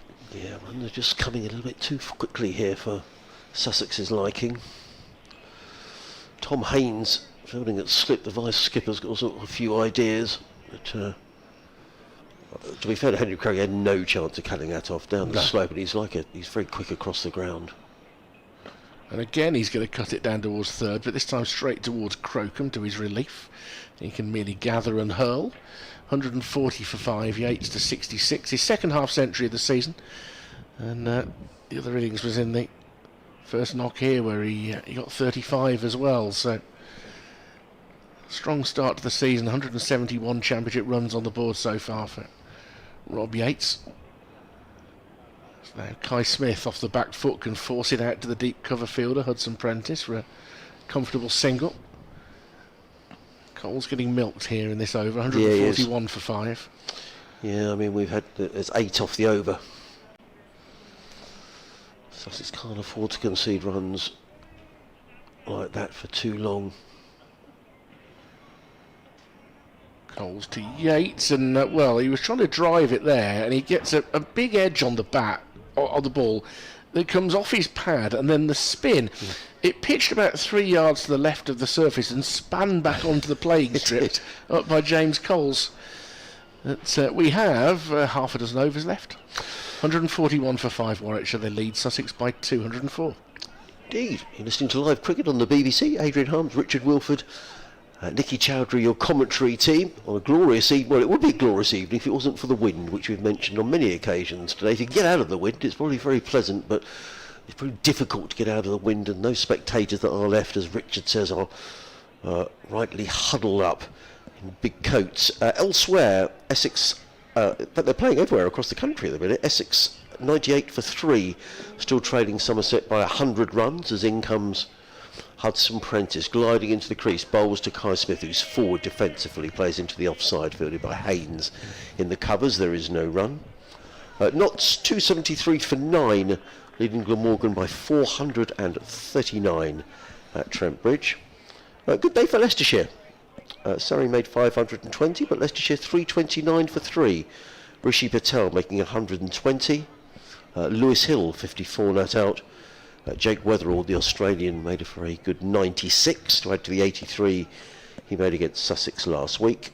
Headingley, Hampshire 55 for 1 in their second innings, leading by 129 after Yorkshire were bowled out for 177. Bit of a discussion going on here with Finn Hudson-Prentice about field placings, which seems to be taking quite a bit of time. They've moved, there's a deep mid-wicket, still 2 slips in place, an orthodox mid-wicket and a mid-on, and 3 men saving, 1 on the offside as Hudson-Prentice is in from the C end of the ground, up the hill, in and bowls. Smith drives to Robinson at mid-on, there is no run. In the second division, Durham made 605 for 5, Gloucestershire in a real pickle, they're 123 for 7 in their first innings. 3 wickets there for Ben Rain, 3 wickets for Kemar Roach and 1 for Matthew Potts. Kent in similar trouble against Northants. Northants making 684 for 2. Kent 107 for 4 in reply. Zach Crawley making just 26. In comes Hudson-Prentice, bowls, and forward comes Smith, plays onto the onside. There is no run. I mean, Ben Duckett hasn't made any runs. Zach Crawley hasn't made any runs. So there's, there are opportunities knocking. Did Duckett not make a few runs last week? I can't remember whether he did. I can't remember. don't think he did. I'll double check that in a minute. He didn't make any runs in this game. No. I think he got run out today, didn't he? Which is Did he? Right, okay, there we go. rather vainglorious way to depart. In comes Hudson-Prentice, bowls. Good delivery, but a bit of extra bounce there for Hudson-Prentice, and the ball goes past the outside edge of Smith's bat, who comes down and does a little bit of gardening. There is no run. I was extolling the virtues of Fergus O'Neill. I think he's a very good player, the Australian for Nottinghamshire. He finished 18 not, well, he's 18 not out at the minute, but he took 4 wickets in that Glamorgan innings. I suspect he's going to be in the squad for the Ashes next year. You know, I watched him last year up at Trent Bridge. Yeah, I thought what a good player he was. They had him very briefly last year, did they? Not. Yeah. Yeah, he played against us at Trent Bridge, and he looked a really good cricketer. Yeah, just played half a season. Hudson-Prentice motors in, let go by Smith outside the off stump, taken by Simpson. There is no. I'm just looking. Yeah, so Ben Duckett in this game, in the first innings for Notts, he scored 25 before he was a victim of Tim van der Hoekten, and you're quite right. Today he was run out for a single. Last week, let's just have a quick look. I'm sure he played because he gave up playing in the IPL, didn't he? To against Somerset at Taunton. In the first innings, he made. Oh, hang on, in comes Hudson-Prentice, bowls, let go by Smith outside the off stump. End of the over, 141 for 5. Yates is on 60, Smith is on 13. Hudson-Prentice has bowled 11 overs, 4 maidens, 3 for 34 as the wind howls into our effects microphone. He didn't play last week. Oh, okay. By the looks of it. Yeah, he didn't play last week, so this is his first match. Zach Crawley did play last week. I don't think he made many runs. He played at Durham. So, what have we got left? 5 overs in the day. Floodlights on.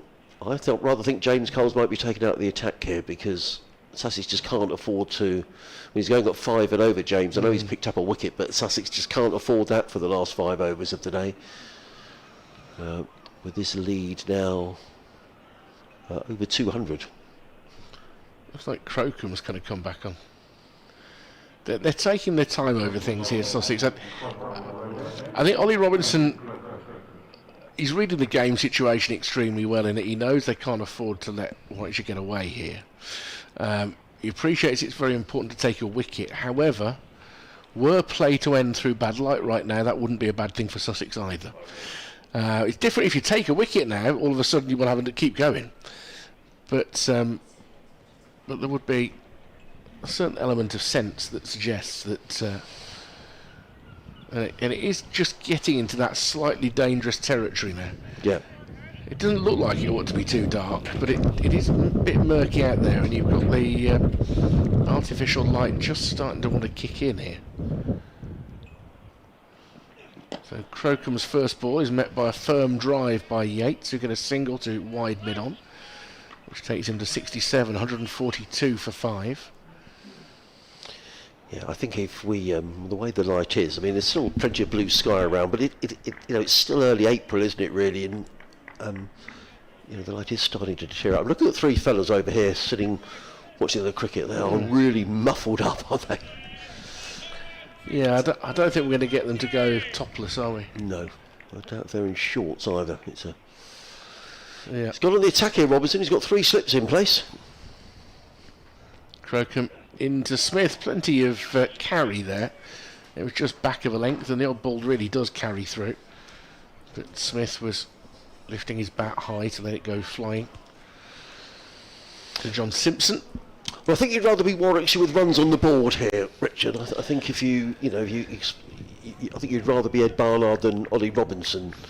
If Warwickshire don't lose another wicket tonight. Yeah, I'm going to qualify it slightly in a moment as Crocombe comes in to bowl to Smith, and he pushes it into the leg side, and there's no run. It's still pretty finely balanced. Yeah, at the moment, 205 runs in front, 5 wickets standing. But I want that lead to end up at 300, not 250, because I'm not sure whether the surface is going to be a little bit firmer and truer tomorrow. I'm not sure whether the ball is going to nibble around as much as it has done on times on the first 2 days. So I'd be very wary. And also, Sussex have a number of batters who can score quickly. Yes, they do. So they're likely to attack anything very positively that's left for them. As this is clipped very neatly off his pads by Smith, down to long leg for a single. Yes, I mean, I agree. I mean, Sussex certainly not out of it by any manner of means. I mean, the lead is only just over a couple of hundred, but it's the way the game has gone, certainly it's favoured the bowling side. But you're quite right, you just need someone to come off for Sussex. And it's funny the difference when you know what it is you've got to get. Yeah. Players have a genuine 10-11 who are not necessarily going to make runs, so Yates covers up off stump this ball from Crocombe. That's the effort ball that was identified by Nicky earlier. You get that grunt. I've got to say, I mean, I think a number of players in the match have got themselves out. And Rob Yates has shown if you play straight on this pitch throughout. I mean, 67 off 116 balls. He showed the way you need to play. We'll see. I mean, you may have put the hex on him there. Oh no, surely. He may play an exotic edge. As he just walks into that and tidily defends it back down the wicket to Crocombe. Henry Crocombe 1 for 32. Hudson Prentice 3 for 34. 4 overs left after this delivery. They may well be that it's those two who see the day through. I think Ollie Robinson's put in enough of a shift one way or another. Yeah, I agree. And he's got fingers hurting on both hands now. Crocombe into Yates, short ball, pulls it round the corner. It's on the deck before it gets close to either of the fielders. It's Hudson Prentice who gets there first. It'll be a single. Yates is 68, 149 for 5. Warwickshire, they lead by 209 with 4 overs remaining if we get there. And actually the reason it's a little bit murky out in the middle is that where the weather's coming from, and given the direction of the sun, there's quite a low grey cloud just emerging. If we did go off, that would be it for the day, I think, if that cloud sat for too long, but I think we're all right. Yeah, and I think you're right. I think Sussex at this stage will think, in fact, both sides. I think if the umpires called it a day now, I think both sides would think, that'll do. Certainly Warwickshire won't want to lose another wicket here. Hudson Prentice runs away from us. Comes in and bowls to Yates, who's forward, nudging this into the offside. They've picked up 1, and that's all they'll take as the eager Carson gets back to field. 1 more to the total Yates goes to 69. It's been a really good knock. 147 for 5. That you had 63, which gives 210. Is the lead. 3 wickets for Hudson Prentice for those just joining us. Sussex bowled out today for 204. They were 130 for 8 at one stage, and also 58 without loss at one stage. So it's been a strange innings that Sussex had. In comes Hudson Prentice again. Bowls, covering up his Kai Smith, plays it down the onside. And there is no run. I'm reaching that point where I'm trying to work out who the Warwickshire media team are going to offer up for interview today, and who the Sussex media team will offer up to you, Adrian. Yeah, I mean, I was sort of speaking to the lads from the Sussex media team, and it feels like a coach's night tonight for me. I was sort of looking at the Sussex players, and just to get a coach's thoughts on the pitch and where we're at in the game. Hudson Prentice in and bowls, and played by Smith firmly into the offside, and there is no run. It's just one of those games when you think I think the Sussex lads might be quite keen to get off and have a shot. I mean, they're very good and they always come down for interviews, but I just wonder whether to get the thoughts of the coach on the pitch might be interesting. Of course, you had Finn Hudson Prentice last night. Yeah, yeah. Either coach or skipper, I think. Probably coach. I have an inkling what we'll get for Warwickshire. Hudson Prentice in and bowls, pulled by Smith. He took that on, he played it to, wasn't that far short of Ollie Robinson at mid-on. He rather toe-ended that, did Kai Smith, and he looks at the bottom of his bat. You can see the light is starting to deteriorate now, because you could see the light glinting off the back of his bat. Who are you going to get tonight? I think you might get don't know, Ethan Bamber. He did a day last week, Did he? so, which is otherwise I can see why you would say. My inkling is I would not be shocked if it was Jordan Thompson. Right, okay. A couple of wickets for him today. Hudson Prentice in bowls, ducking underneath. That is Smith, who to Simpson, no run. I mean, generally we just ask for who we want, and down they readily trot, which is very good here at Sussex. See, it's getting lighter again now because we're at the tail end of that cloud. Yeah. So all of a sudden the shadows of the floodlights are there. The lush green of the outfield looks at an even more vivid shade, a different shade. I guess people watching the stream will see a difference in that as well.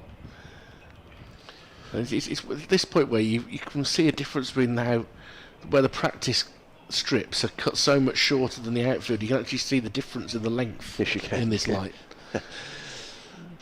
Hudson Prentice, 2 slips and a short leg in place now. Hudson Prentice in bowls, again short, and Smith has nothing to do with it. Through into the gloves of Simpson. 3 overs remaining in the day, 147 for 5. The lead is 210. I must admit, when Bo Webster was out, I should say, 25 for Warwickshire, I thought to myself, well, this is going to be a 3-dayer. I'm not so sure now. Still could be. Still could rattle to a conclusion tomorrow. But what I'm saying is, it's not a check-outer at the hotel. No, it's not. It's not a check-outer. No, it's not. It's yeah. Yeah, 'cause if you checked out tonight, you'd probably save yourself a night's costs. On the other hand, you're sitting there thinking, oh. Yeah, checking in somewhere new tomorrow. Yeah, and with Marathon, there could be a lot of people staying in town tomorrow. Well, probably a lot of people staying tonight, actually, in preparation for the race tomorrow. There will be. No, you're quite right. It's a good effort to try and get some energy here. Now they're trying to entice Rob Yates to pull here. I'll try to describe this field. It'll probably take a single to ruin it. Crocombe comes in to bowl to Yates, who ducks under the bouncer. So that's 3 bounces in a row, 2 from Hudson Prentice, now 1 from Crocombe. He has long leg, who is Hudson Prentice. He's got Coles at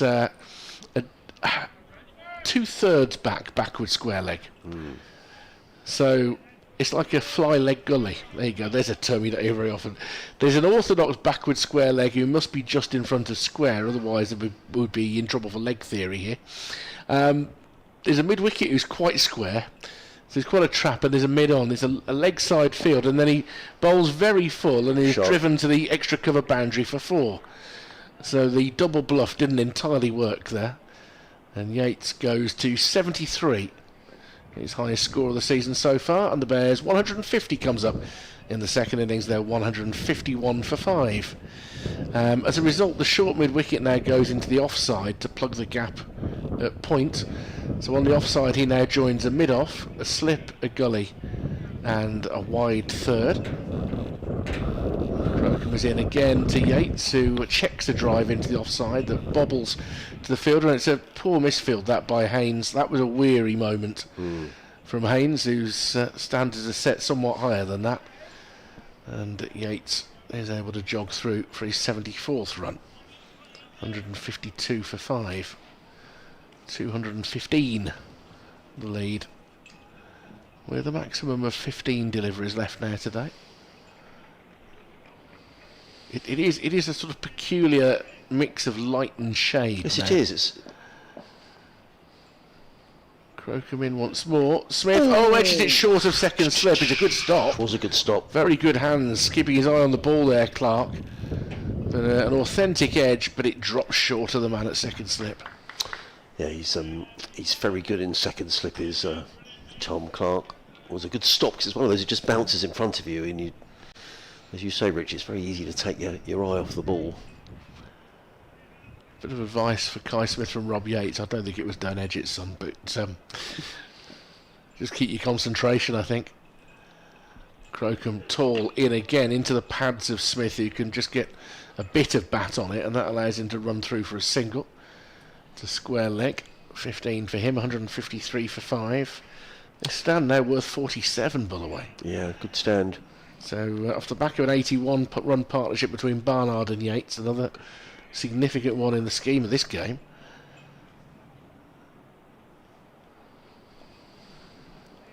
Final ball of the 46th over. Be sent down by Crocombe. And it's defended back of a length out into the offside. So what I'm saying about this mixed light, that the pavilion is now casting quite a formidable shadow for a short building. And particularly at the far end, it's covering an awful lot of ground. The floodlights shadows are growing. And yet there's some quite bright patches over on this side. But I think we're going to get the full allocation in here, which is admirable. We started the day with 96 overs and 1 ball or 2 balls to bowl, was it? Yes. Ollie Robinson had an over to finish. Yeah, two balls to bowl of that over when they went off last night. So we've done pretty well today. I'm just saying one or two of the Sussex boys looking a bit tired. It's where all the pre-season fitness comes in. They've had, days in the field in Leicester. The games do come thick and fast at this stage of the season. Sussex just need to keep their concentration here, and you never know, a chance might come in these final 12 balls. The penultimate over is going to be bowled by Finn Hudson-Prentice, running up the hill from the sea end of the ground, the wind howling around Hove. And Hudson-Prentice is in, bowls, forward comes Smith, plays defensively to mid-wicket. And there is no run, fielded there by, who's that in there? Jack Leaning, I think. Yeah, Jack Leaning, there is no run. 153 for 5. Smith on 15. Yates on 74. He's comfortably the highest scorer in the match. Made 36 in the first innings. So what's that? He's made 110 runs in the game. Hudson-Prentice turns. Runs away from us up the hill past umpire Warren bowls, and Smith tucks inside the line and plays that to backward point. There is no run. 2 slips, backward point, cover mid-off, mid-on, mid-wicket, deep backward square, and a fine leg. Floodlights on, as Richard was saying, but actually where the weather's coming from now, it's nothing but blue sky. Yeah, it's nice now. We'll get through. I'll tell you what, the marathon runners will be hoping it's not as windy as this tomorrow. Running along the front will be a lot of fun in this. It's still meant to be 20 odd miles an hour at the moment. I can believe it is as well. Yeah, at least. Hudson-Prentice, well, he was in and he got virtually into his delivery stride and aborted his run. I'm not sure whether Kai Smith pulled away, or I think it was Finn Hudson-Prentice. He didn't have quite his run up right. Ollie Robinson seems to be doing some warming up. I don't know whether Ollie's going to bowl the last over of the day. I'd be surprised. He's been in the wars a bit today, hasn't he? Yes. He got wrapped on the fingers of both hands in separate incidents. He's been miserly though, hasn't he? Typical Ollie Robinson smell, not giving anything away. Hudson Prentice in over the wicket, bowls, and Smith is sent on the pad. There's a loud appeal. Oh, Hudson Prentice is imploring umpire Warren to give Umpire Lloyd, to give him out, but he's not going to give it. Hudson Prentice can't believe it. He was imploring the finger to go up, but it didn't. Kai Smith survives. We haven't got the benefit of a replay in here, so difficult to know how close that was.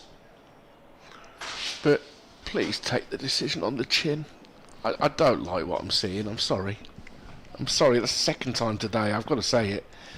The histrionics are continuing from Hudson Prentice. I don't like it. It's an overreaction. He's bowled brilliantly today. I don't need to see that. Let's see what he can do with this next delivery. He's in over the wicket, bowls, bouncer. Well played by Smith, who just ducks underneath it, lets the ball sail into the gloves of John Simpson. You know, when earlier today they were upset when Alex Davis wasn't given that LBW. I've looked back at it, by the way. I think it was plum. The Alex Davis one? Yeah. And it only cost them 7 runs. And we just saw a little bit too much of a reaction from the slip cordon afterwards that was bordering on dissent. And Hudson Prentice has gone close there as well. I don't think it helps you with the umpire doing that.